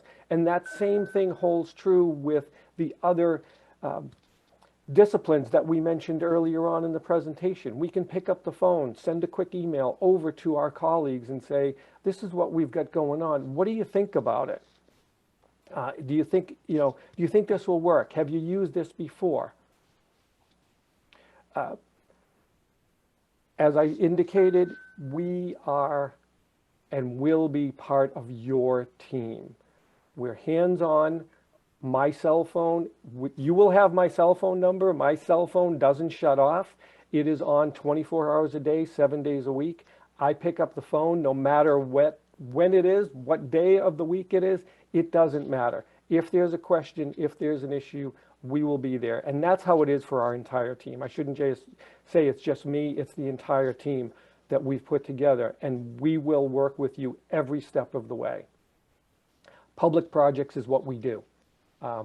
That is really what Daedalus was founded upon.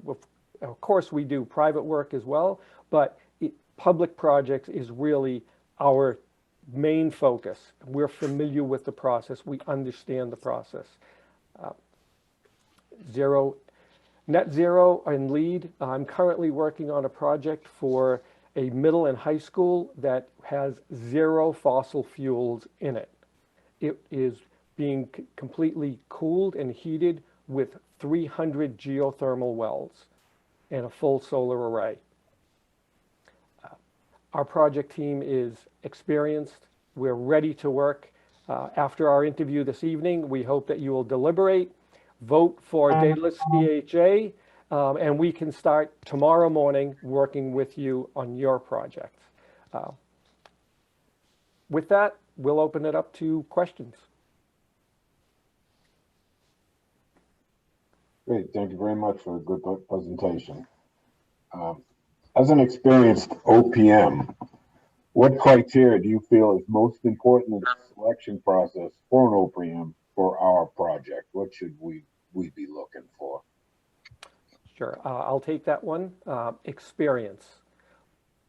But more importantly than the experience is the ability to be flexible and embrace the community and what the community's needs are.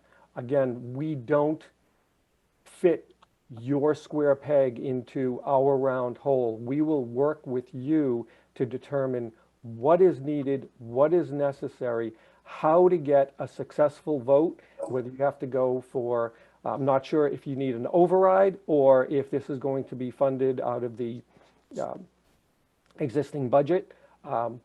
But we will work with you to that successful completion.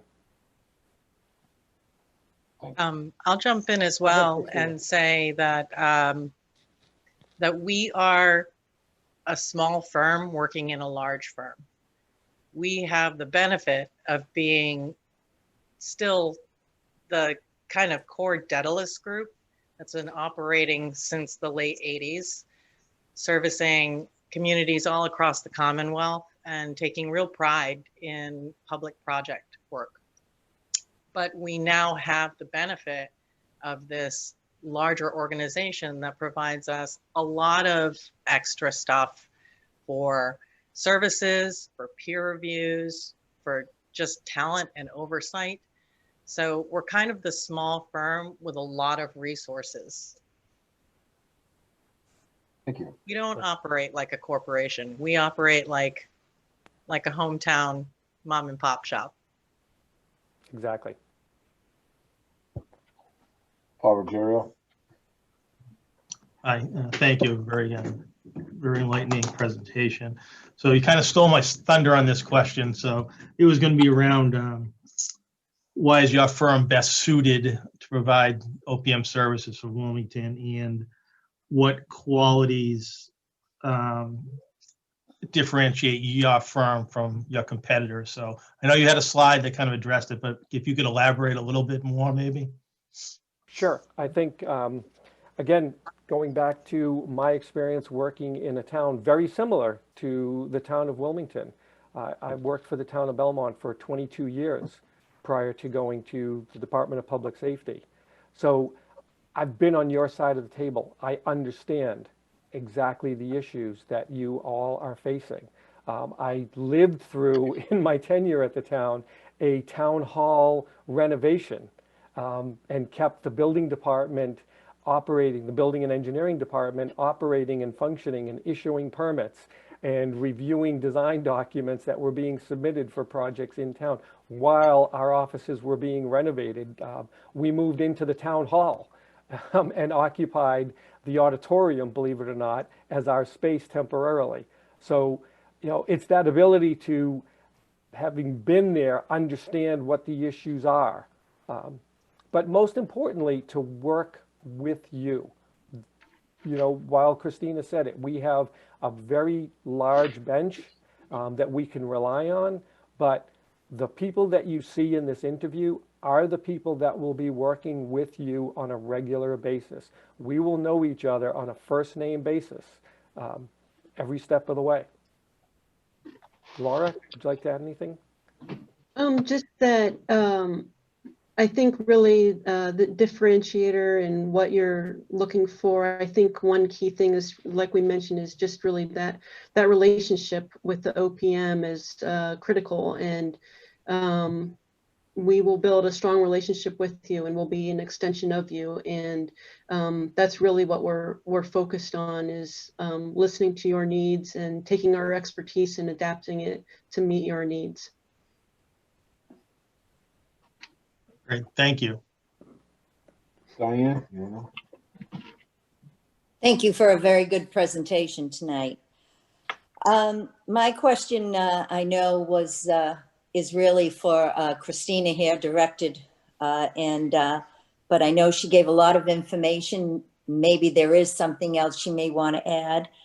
My question is, please describe your firm's experience with public outreach for getting information out to residents of Wilmington. But more importantly, is making a compelling case to obtain support for funding this project.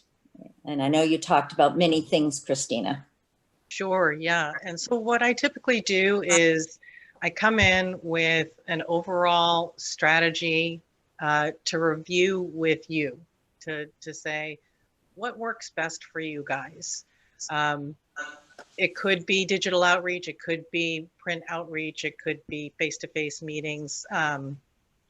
Every community absorbs and receives information in different ways. Some people, they go to town meetings, some people, they use websites, some people, they like face-to-face. Particularly this past year, it's been extremely challenging. And I'm sure you know exactly how bad it's been for everybody trying to get information out. So I adapt with you. We've hosted online virtual workshops, including breakout sessions and polling, and working collectively in PDFs to mark up documents, and spitballing ideas, and doing online forms where we can list our ideas and vet them out in kind of virtual public forums. So I have that general strategy that I usually bring to the table, but it's going to be tailored specifically for your community and the way they digest information. And I'll help you execute that. I personally recommend putting together like a separate website, which I've built for other projects. It sometimes helps to focus people on what they're looking at, as opposed to getting mired in the details of other things that are happening in town. Sometimes that focus helps them understand the more holistic package of what it is that you're doing, why it needs to pass, and how it's going to impact them in a positive way.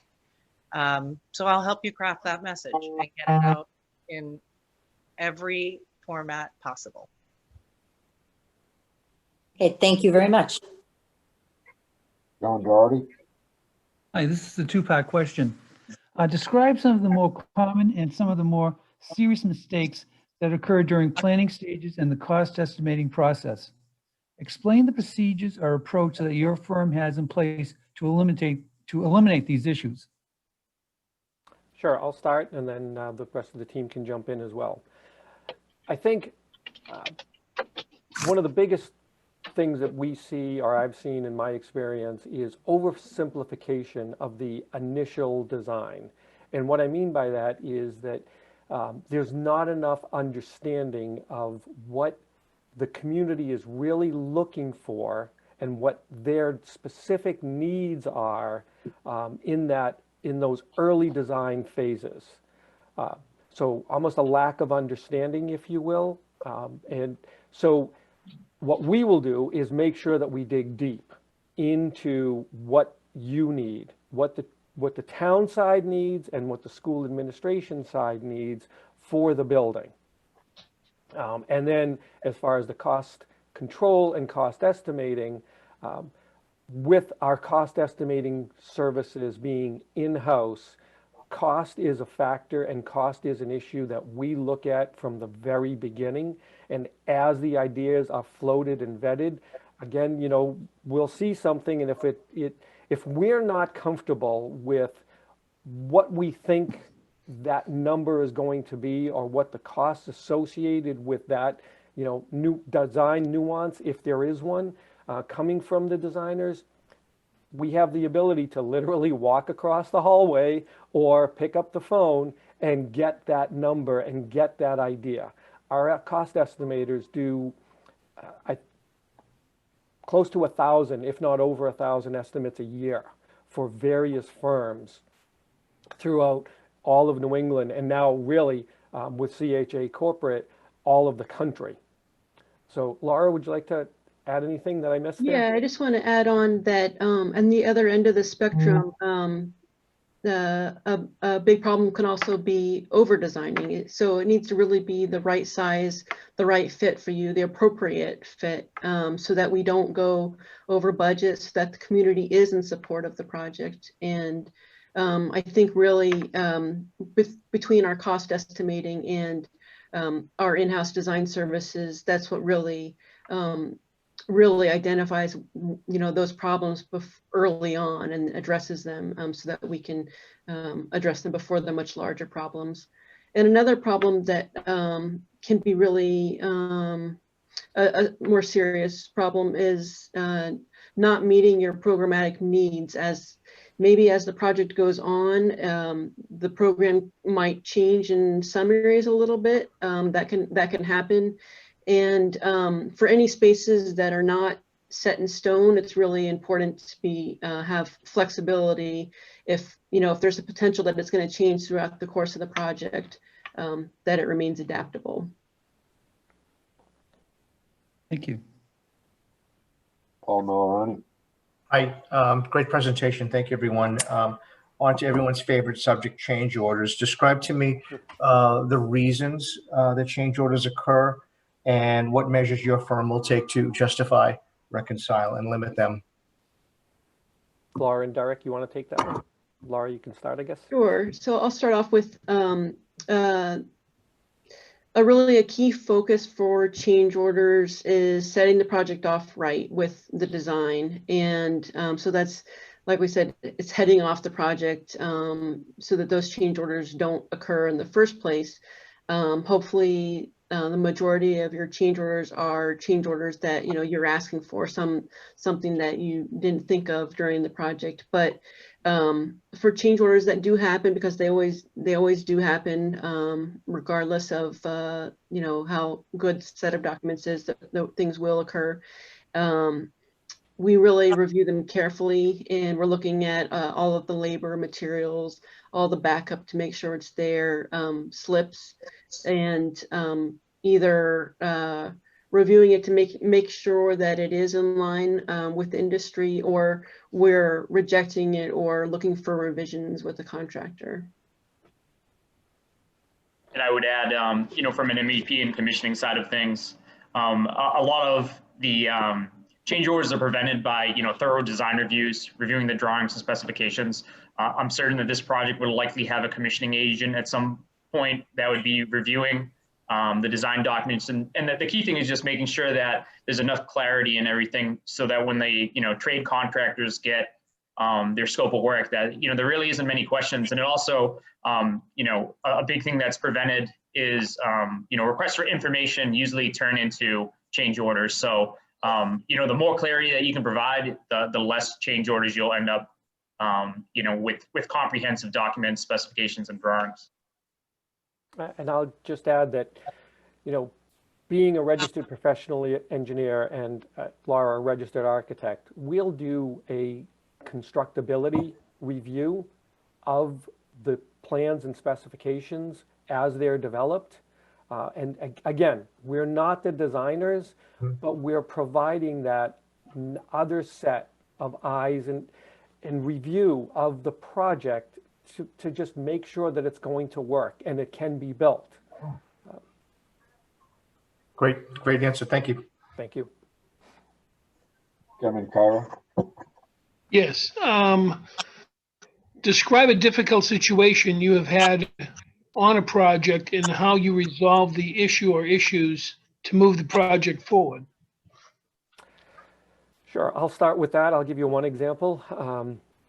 I was on a simple renovation project, adding some new heating, cooling equipment in a residential high-rise live, work, artist space building. Simple project. It was supposed to be simple. It was only supposed to take a couple of months. Lo and behold, after we got the boilers in and we start to bleed the air out of the system, the contractors go up to the 7th floor, open up one of the vertical fan coil units, open it up, come running down the stairs and say, The thing's full of black mold. So we go to the next unit. Same thing. We go to the next one. Same thing. Long story short, all of these vertical fan coil units in residential space, live workspace, were all just full of black mold due to lack of maintenance by the previous maintenance company. Ended up having to, now, and we were, did I say we were getting into the heating season? So this was discovered in the late September, mid-October timeframe.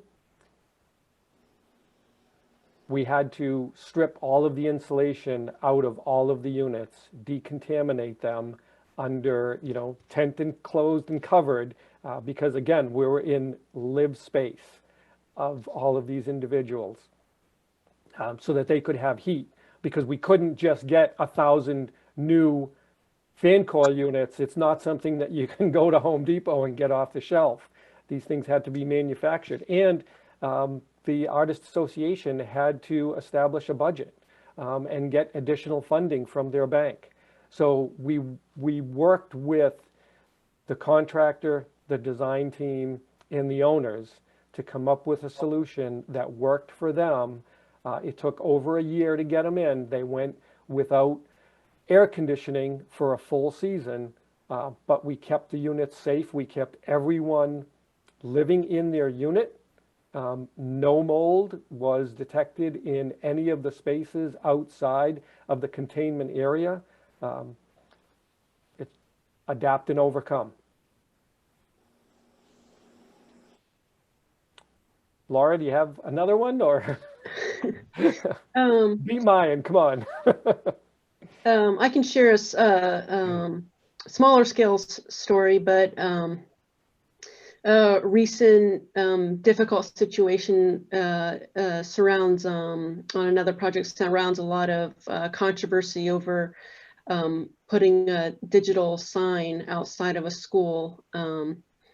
And that is the way we've addressed that is really through a lot of meetings with the public and some compromises on the light levels and also the operating times. But it has been a very challenging issue, but the school is going to have the sign, but we have had the opportunity for everyone's voices to be heard and all sides to be presented, and some compromises also along the way. Thank you.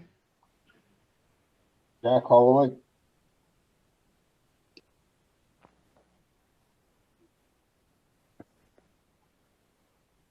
Jack. Yeah. Okay. One of the most important decisions that needs to be made is the site selection for the new town hall school administration building. How would you evaluate site selection criteria and help us reach a consensus as to the best location? So first aspect of that is meeting with you, understanding with you what the most important criteria for the town of Wilmington is and are, from both the school side and from the town side, in conjunction with the siting of your senior center.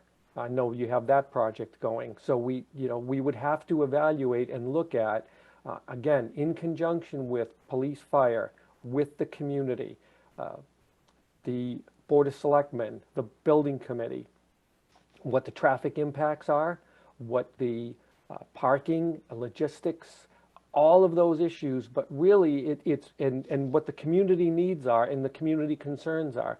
It's really, and the whole process needs to be extremely open and transparent, because we've all been through some of these projects or projects like this, and we're never going to get everybody who is going to be in agreement with every decision. But what I have found is that if everybody understands what the decision-making process was and how decisions were made, and what the issues were, what the concerns were, what the answers to those concerns were. Again, not everybody's going to love what happens, but people understand my experience and will reach that consensus that this is the best location for the entire community to site the building. Laura or Christina or Derek, anybody?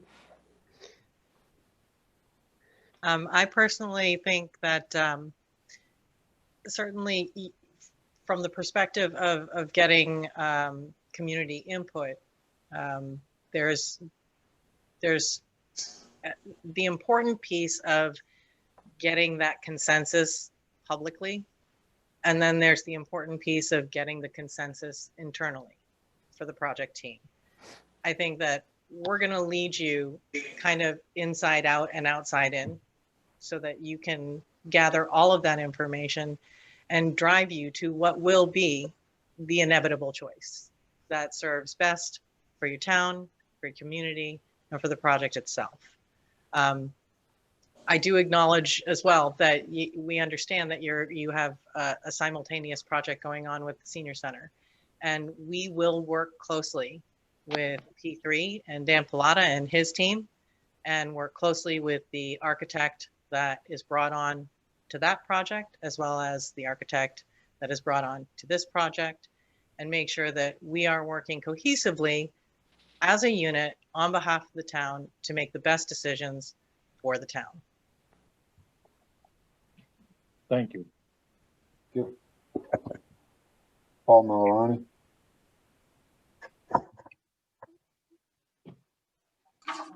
Hi. Describe your firm's approach and past experience with working with a town that has multiple projects possibly being developed simultaneously. We have a senior center project going on. The town hall and school administration building could be occurring at the same time. Specifically, the potential of multiple projects competing for the same sites. How would you guys deal with that, and how would you deal with the other OPM on the other project? Sure. So our approach is a collaborative process. Again, we work with you. We become part of the community as the project moves forward. I'm currently working on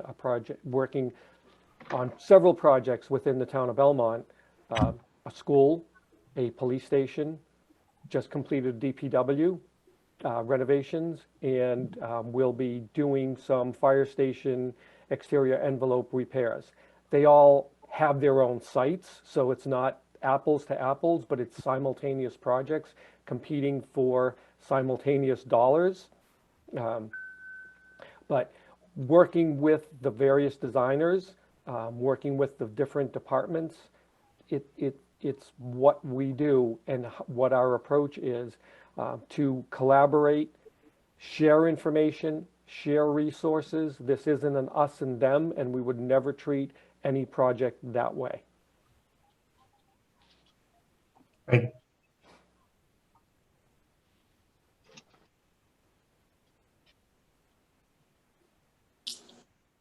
All right.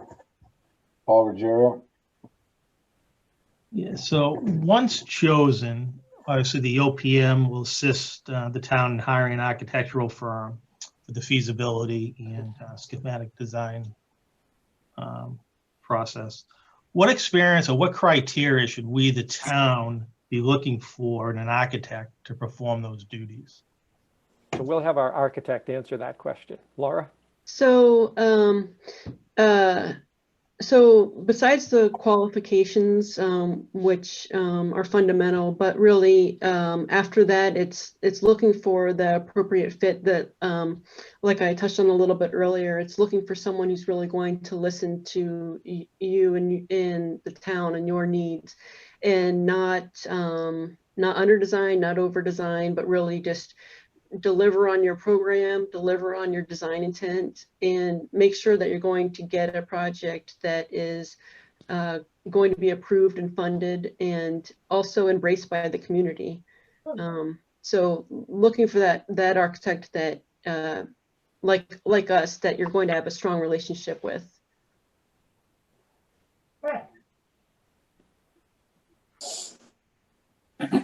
Thank you.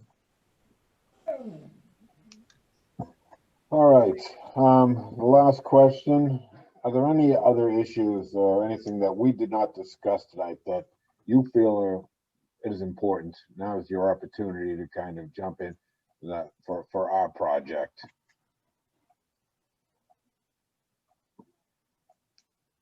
Christina? Do I have any questions for the committee? Yeah, anything that you might want to ask, or anything that we didn't ask, or anything that wasn't discussed here that you feel might be important to this committee? I think what I'll ask, because you're having two projects working simultaneously and you're approaching the town potentially with two projects. First of all, do you have an idea of whether it's going to be like a single warrant item that you'll be asking for funding for both projects simultaneously? Or are you going to approach them as separate items? I believe they'll be approached as separate items. I mean, I'm sure that'll be determined after we go through this process. Okay. But you do anticipate requiring potentially a Prop 2.5 for the funding for each. That would be a question for our town manager. Okay. Okay. I would, just to jump in on that, I would think that we would consider a debt exclusion possibly, but certainly not a 2.5 override per se. We made a conscious effort to establish reserves, and that'll be a discussion that we'll be having internally. But clearly the first approach is going to be to the fullest extent possible, utilizing our free cash and capital stabilization reserves to the fullest extent possible, with borrowing as part of the effort. Thank you. I think one of the important pieces of trying to run multiple projects at the same time, it is going to be those teams. It's going to be your OPMs and your architects and how well they can work together. I do know that you already selected P3 for the other project, and we would love to be considered for this project. Clearly, we have a real desire to work with you on this project. There are pros and cons to having two different firms, and I'm sure you're considering whether two firms or two different firms is worse or better. What I can say is that we're bringing you our A-team here. This isn't a dilution of our staffing. This is our A-team. Tom and his length of experience and you know, to our quirky relationships with towns, Tom is actually a client of Daedalus's, the original Daedalus group. We worked for Tom for the town of Belmont back in the early to mid 90s, was it, Tom? Yes, correct. and stayed in touch with him, obviously, throughout his career in Belmont and with the Commonwealth. And when he decided to leave public life and come into private life, he chose us, and we're proud and grateful for that. My point being is we try very hard to establish relationships with our clients. We stay with our clients for a long time. We have a lot of repeat municipalities. We've done a lot of projects for the town of Franklin, a lot of projects for the town of Sharon, a lot of projects for a lot of different municipalities across mostly eastern Massachusetts. City of Marlborough. Right, and it is because we consider that an opportunity not just to complete a project, but to form a new alliance where we can help you and help you multiple times over achieve the best possible public works projects. And so I think in the question, and getting back to what my intended message is, that there are pros and cons to choosing the same team or two different teams, and there are pros and cons to two different firms working together versus one having to oversee everything. But we are bringing you our A team. We do care about this project. We really want to work with you on this project. Laura is a local and highly qualified and an incredible PM. She's doing a bang up job with us in the short time that she's been with us. Derek is an expert in his field. MEP is a really, really costly item on projects. And having an expert with the team, embedded with the team from the beginning all the way through the end is going to make a difference. And so, you know, that's why we're bringing you our A team. Thank you.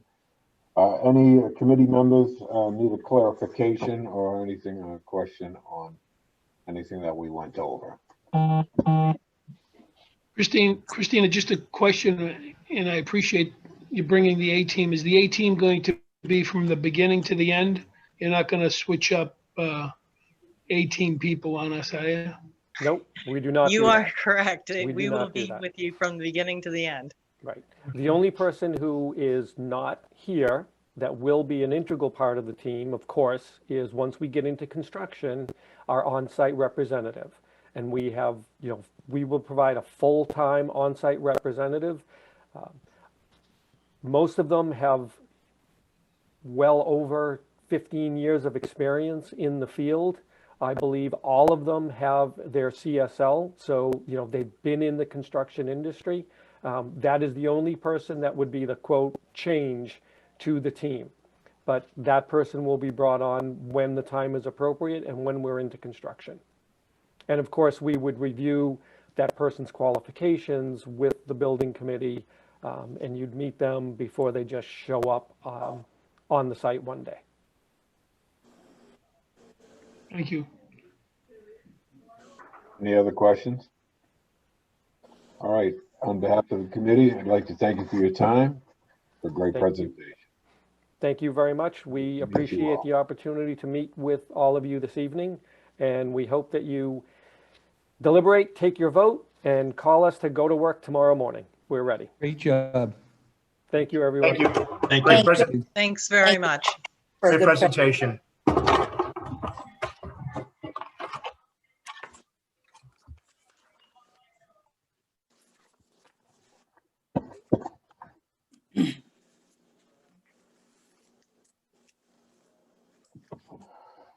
Okay.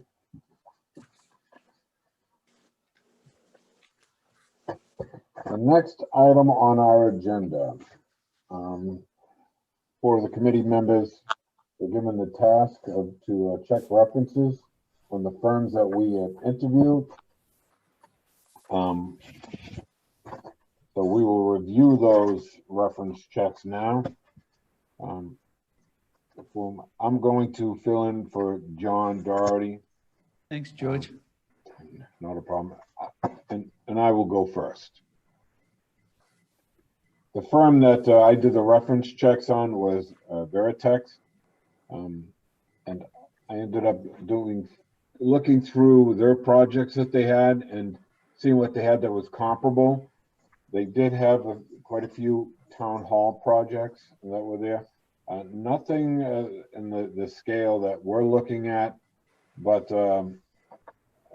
they were all comparable towns. And what I did with them is when I went through, I asked the questions, and then I had them on two parts to rate them from 0 to 5, 5 being the best, and then some other questions that they could elaborate on. I spoke to the town manager at Foxborough, where they had built a new town hall. It came in at $7.2 million. They were very happy with their project.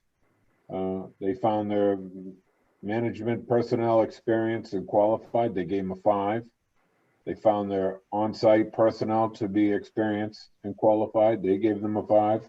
I asked them if they stayed within budget, and they said, yes, they did. It was a very good job.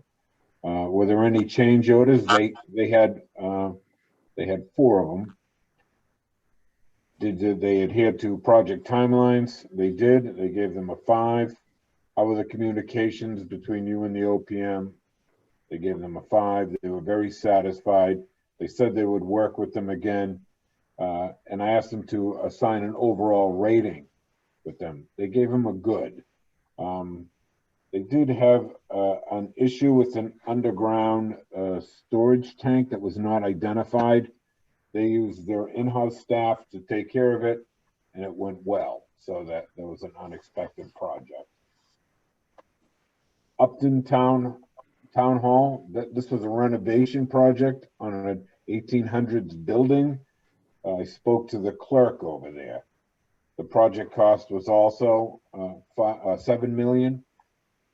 They gave a 5 for their experience and their qualifications for their on-site personnel and their management. They stayed within budget. They had a couple of change orders. They did adhere to their timelines. The communication was very good between them and the building committee. They were satisfied with their work. They would work with them again, and they assigned them a preferred. So they have them on another project in town that they're looking at currently. So I didn't stick with all their references that they had given us. I kind of looked through their projects to kind of feel them out and see what they would be like. I spoke to the building commissioner and Bill Ricker. They had a town hall there. Their cost of that was $3.5 million. I asked them if they found it very professional. They gave them a 5. Their on-site personnel, he gave them a 3. Did they stay within budget? They did not. Were there any change orders? Yes. Did they adhere to the project timelines? They did not. How was the communication between the OPM? It was okay. Were they satisfied with the work? He said no.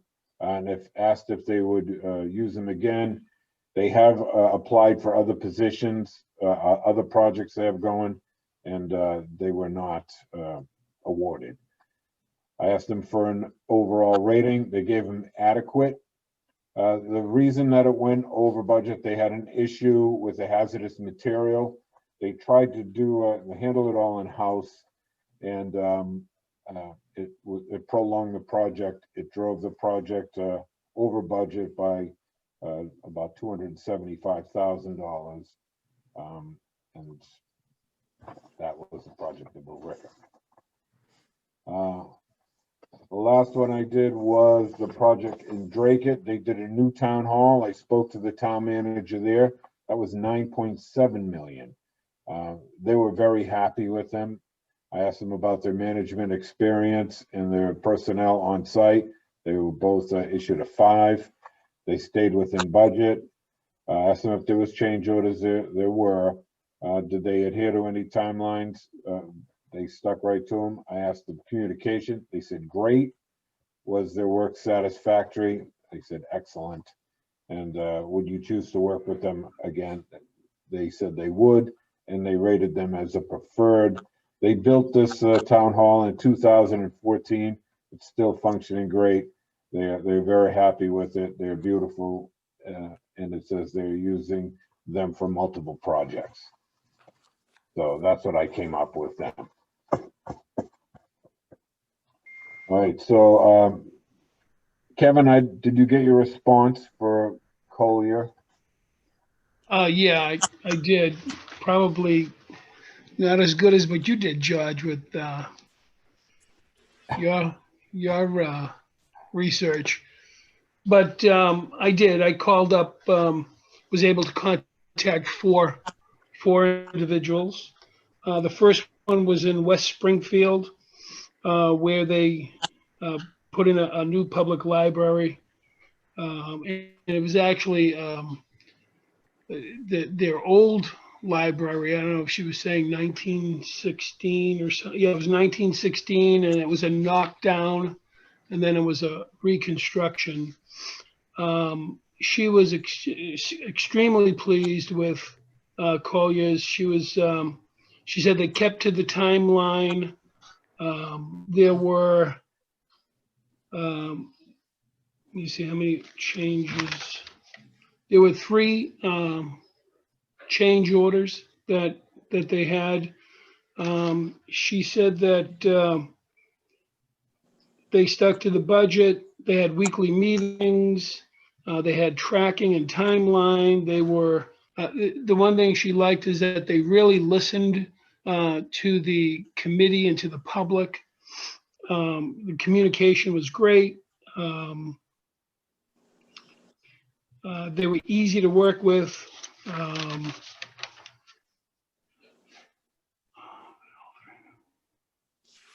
The only, she said it wasn't a drawback, but she did mention that during the project that they switched out people, and that's why I brought up that question to the other groups. And she said that they had Ken Goyette and Andy and Sean, but it went from Ken, it went to Andy, and then it went to Sean. She said that was the only problem. She said, but when they all came in, they were very knowledgeable of the project. It wasn't as if they were starting from the beginning. They picked up from where a person left off. She just felt personally that it would have been nice. You know, she described it as a family, and then it changed a little bit. But the project was on time. The project was under budget. She said that they were smart, savvy. They listened, and they were very much business oriented. And that was West Springfield. I talked to Mike Sullivan, the town administrator in South Hadley. He too had nothing but good things to say about Collier's. He worked with Phil Palumbo and Doug Goyette. He said that they would review the bills twice, meetings whenever needed, but primarily meetings twice monthly. They too were under budget by 1.3 million. It was on time. They had 6 change orders. It had to do with the gas line and wetlands issues. But he too said that they had a great working relationship. Their communication with the community was outstanding. And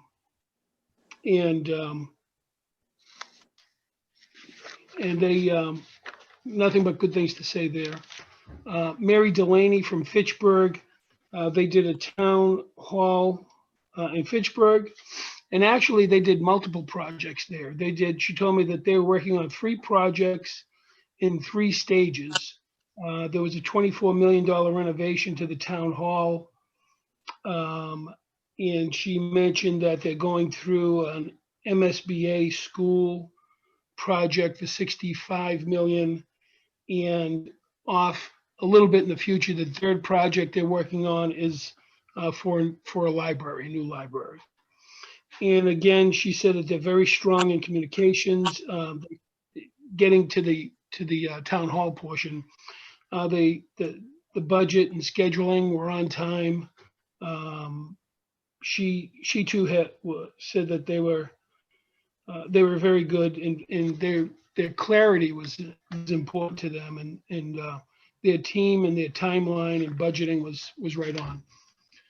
The next person I called was David Nixon, and unfortunately I missed him by 2 weeks because he retired. So I wasn't able to talk to David, but I did talk to Jennifer Sanders, who was the assistant procurement officer.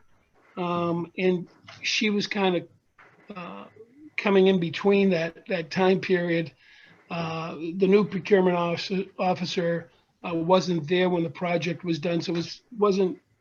So Jennifer she was there when the project was done for the new senior center and the new substation, and she had nothing but good reviews to give them. I didn't really go into too in depth with her because she was fairly new and the administrator had retired. So But overall, it seems like everybody was positive with this group. Good information. Thank you, Kevin. Paul Malorani, you did CHA, which we just heard from. I did do CHA. I did the same thing you did, George. I tried to find like projects. I picked 5 projects that they did. First one being in the town of Monson in 2014, $10.8 million project, which was the police station and town offices demo and construction of a new facility. Out of all of the 5 towns that I spoke with, nobody knew them as CHA. Everybody knew them as Daedalus. So let me see here. Spoke to the town administrator at Monson, Evan Broussard. How was the experience with Daedalus? He gave him a 4 out of a 5, guided us through what was important as opposed to intervening in different aspects of the project. They were good in that aspect as being an OPM. On time and under budget, their project came in. He wasn't there when the project was going on, so he couldn't really answer the community input and community engagement questions that I had for him. But he said overall it was a very good experience. And my last question to everybody is, would you hire them again? He said yes. So that was Monson. In Stoughton, they did a renovation of a library and added an addition. It was a $14.8 million project, and that was completed in 2018. I spoke to the library director, Pat Bassler. I said, how was your experience with CHA or Daedalus 1 through 5? And she gave me a 6. And she actually worked with Tom Getsunis on that project, and she couldn't speak highly enough of Tom and his firm in that respect. How well did they manage your project? Kept track of expenditures, costs, timelines, etc. Everyone on their building committee would say they were very impressed with them. How did they handle change orders? They met every week. They bickered over every penny. Architect had his own vision. Daedalus, though, listened to the town and advocated for the town. They did a lot of community engagement. And would you hire them again? Absolutely. Let me see here. In Whitman, I spoke to Frank Linham. He's a former town administrator there. He's retired. I tracked him down at home, and I'm relentless, I'll tell you. They did a reno of the town offices out there in 2011, $3 million job. It wasn't huge, but it was a town hall. So for programmatic aspects, I chose this one to do references. They said they were very responsive. They did a good job in assisting in the selection of subcontractors and did their best to manage the general contractor. Decent job seeking justification when it came down to change orders. Different company did the feasibility study, so they weren't involved at all with community input or community engagement for funding. Would you hire them again? Yes. In Webster, as Daedalus, I spoke to Lena Klebart, who was the building committee chair and the library chairman of the library trustees. What they did there was a $12 million new construction of the library and a demolition of the old library. As Daedalus, this occurred in 2018. How was your experience? 1 through 5, she gave him a 5. Again, this person worked with Tom Getsunis, says he was extremely professional, really guided them through the whole project. Again, same words. I'm hearing the same comments throughout here. Advocates for the town. How well did they manage the project? Very good. Gave him a 5. And let me see. Change orders was good. And would you hire again? Definitely. And the last one I called was out in Sharon, and that was Gordon Gladstone was the permanent building committee chairman and hired Daedalus as an OPM for new construction of a town hall in 2019, $12.6 million project. How was your experience with Daedalus? And he says that they were great to work with. Great review all the way around this guy had for Daedalus. How were they for handling change orders? He said that their team, specifically their project manager, Joe Sullivan, was working for us. Team presented what was best for the town of Sharon. Let me see. They said, would you hire CHA again or Daedalus again? They said, yeah, we have. They did their middle school in 2010. They did their public safety building in 2018, prefab DPW building in 2016, and a town hall in 2019. So they got 4 jobs out of Sharon. So glowing review for CHA as Daedalus back in the day. Oh, can I just ask you a question? Did they mention any of those team members that were here tonight that we saw? Did they mention Yeah. it? 2 of them mentioned Tom Getsunas by name. Okay. And said he was outstanding to work with. Okay. 2 of the 3. And I specifically went through all of the names of the team that was presented in our package. Yeah. So 2 of the 5 towns worked with Tom as their project manager. Great. Good job. Thank you. And Diane, you did P3. Yes, I did. I had some difficulty getting some callbacks, but I have 2 people here.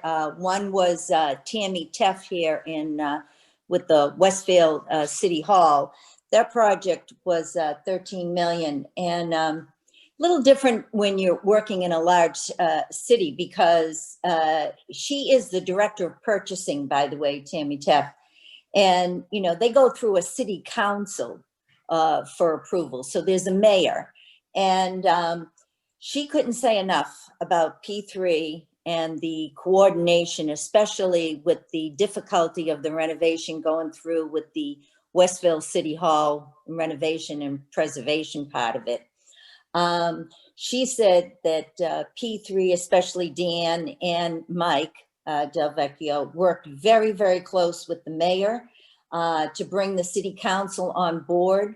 The mayor wanted a lot of extras that they weren't anticipating in. And because Dan has had experience with working with boards, his presentation to the city council, she said it was only through his efforts that they got all these renovations done. I asked her how, you know, so in effect, it's a little different. You've got a council that you're working with, and that's all you need to appropriate the money and everything, versus our town. But more importantly, she said that they had a very, very high respect for Dan, especially with the Westfield City Hall, because it did involve other contractors being involved, and he and Mike Del Vecchio worked so well, and the mayor was very, very pleased. I asked her if they would hire them again, and she said definitely. She says, as a matter of fact, the city has hired them as an OPM to do their new school project for final design and construction. The other person I talked with was Chris Logan, and he is the associate of the design firm Context Architecture.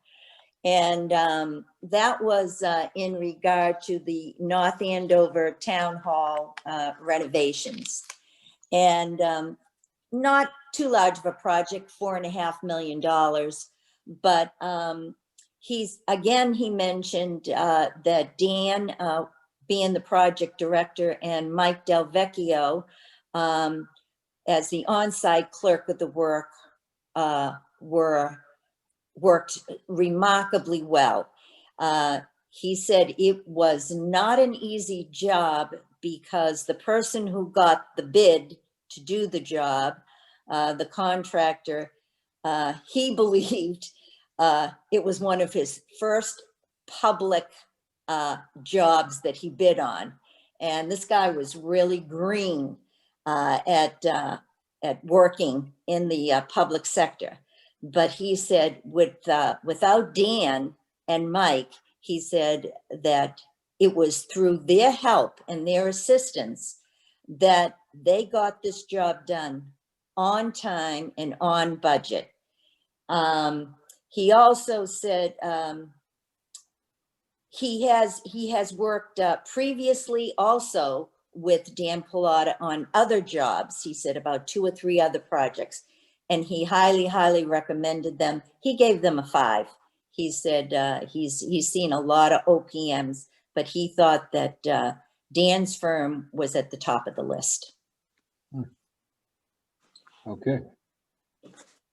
Well, thank you very much, Amanda. I know how much it is chasing these people down, making these phone calls. There's a lot of effort just trying to get this. Okay.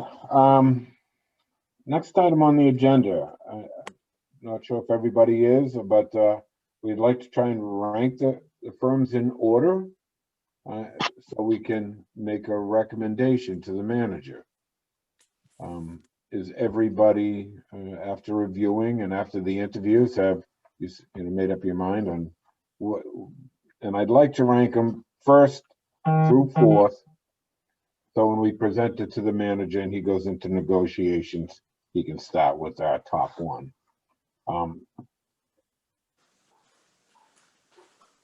I guess I will go first. Actually, I see Diane Allen on there first, so on the screen. So, do you? No, I don't yeah. see. I see the only thing I see here is the oh yeah, I see my name now, Diane Allen. Okay. All right. Getting old here, I guess, the glasses. Okay, so my number 1 choice was P3. And my second choice was Collier's. My third choice was CHA. And my fourth choice was Vertex.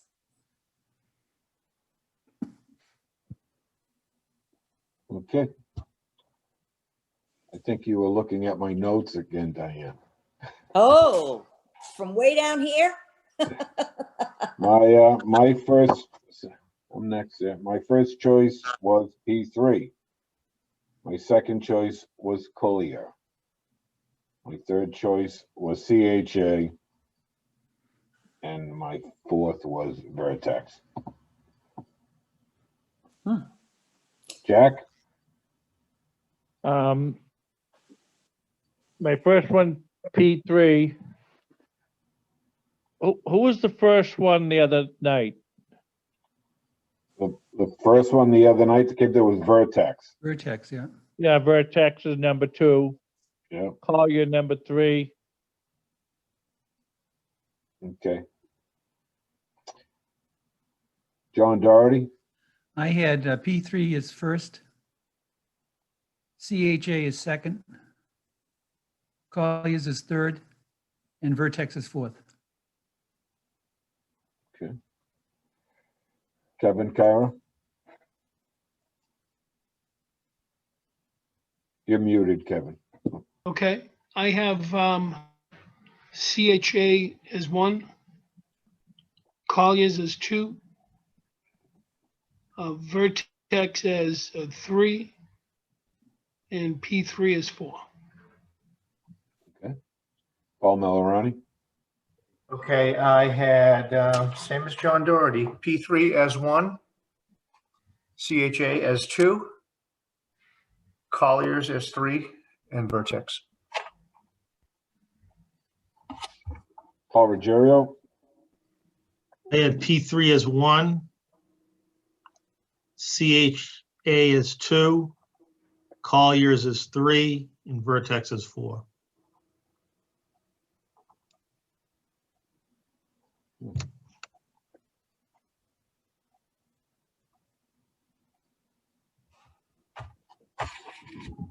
Okay. All right. So, well, it looks like it's pretty clear.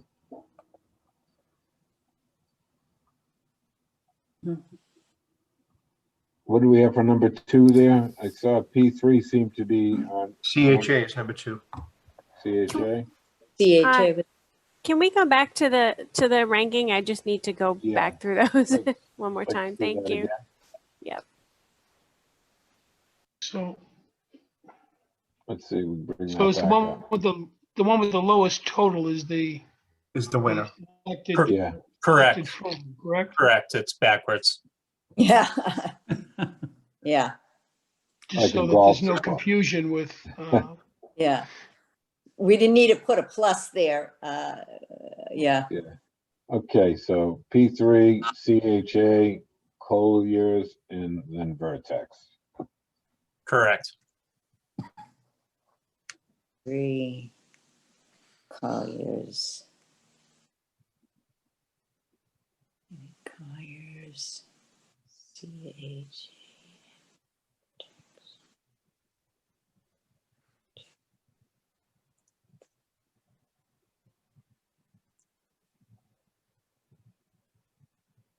We have any discussion for this or? Okay. So. George, could you repeat those one more time? P3 is number P3, 1. number Yep. 1.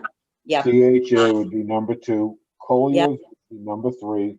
And Yep. Vertex would be number 4. Okay, just wanted to verify that. Thank you. Sure, no, that's fine. Am I all right to close this?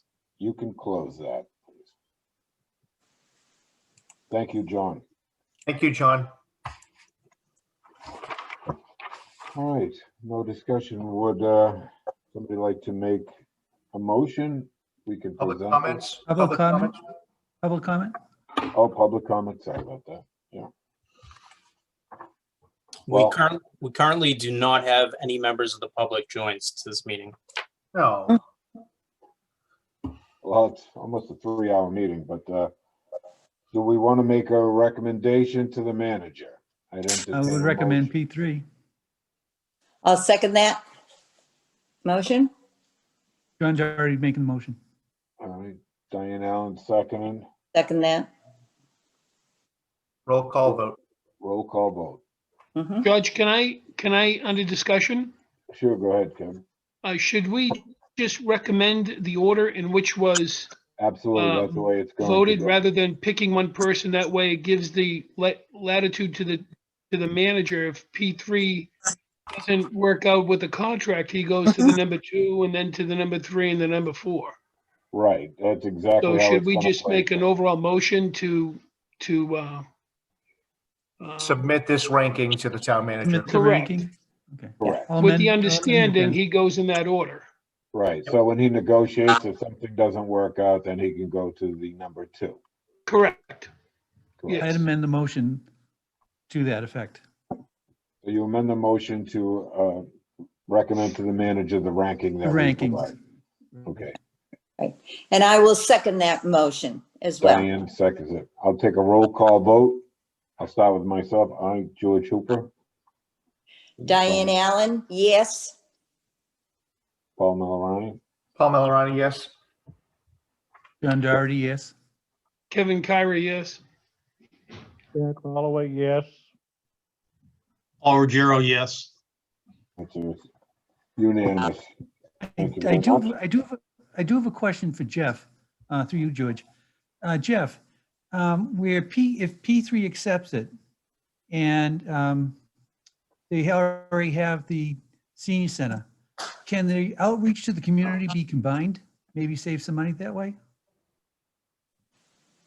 It's certainly possible. I think it depends upon the timing of the projects. I presume at this point, to some measure, they're going to run parallel, although this town school admin building, given the size, the fact that that's a larger facility and the complexity may be a little bit more than the senior center. From a funding standpoint, that may not necessarily be on the same timeline as the senior center. I guess it really depends upon the timing, but I would think, and that'll be a discussion that I'll have with Dan as to, as the projects are going along simultaneously, to what degree, there could be some savings for the publicity piece.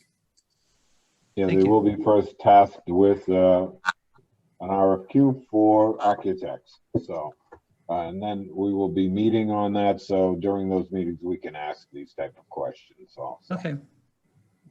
Okay. Any other discussion? Questions? Hearing none. Motion to adjourn? Entertain a motion to adjourn. John Doherty, do I have a John. second? Paul Malorani gives us a second. All in favor by roll call? George Hooper, aye. Kevin Diane Curry, Allen, aye. John Doherty, aye. Jack Holloway, aye. Paul Ruggiero, aye. All right. Thank you very much, everyone. Tristan, Have a good thank night, you. everyone. Thank you, night. everyone. Good night, Good night, everybody. Thank Thank you. you. Thank you very much. Thank you. Good night. Yep, I'll see you later. Take care.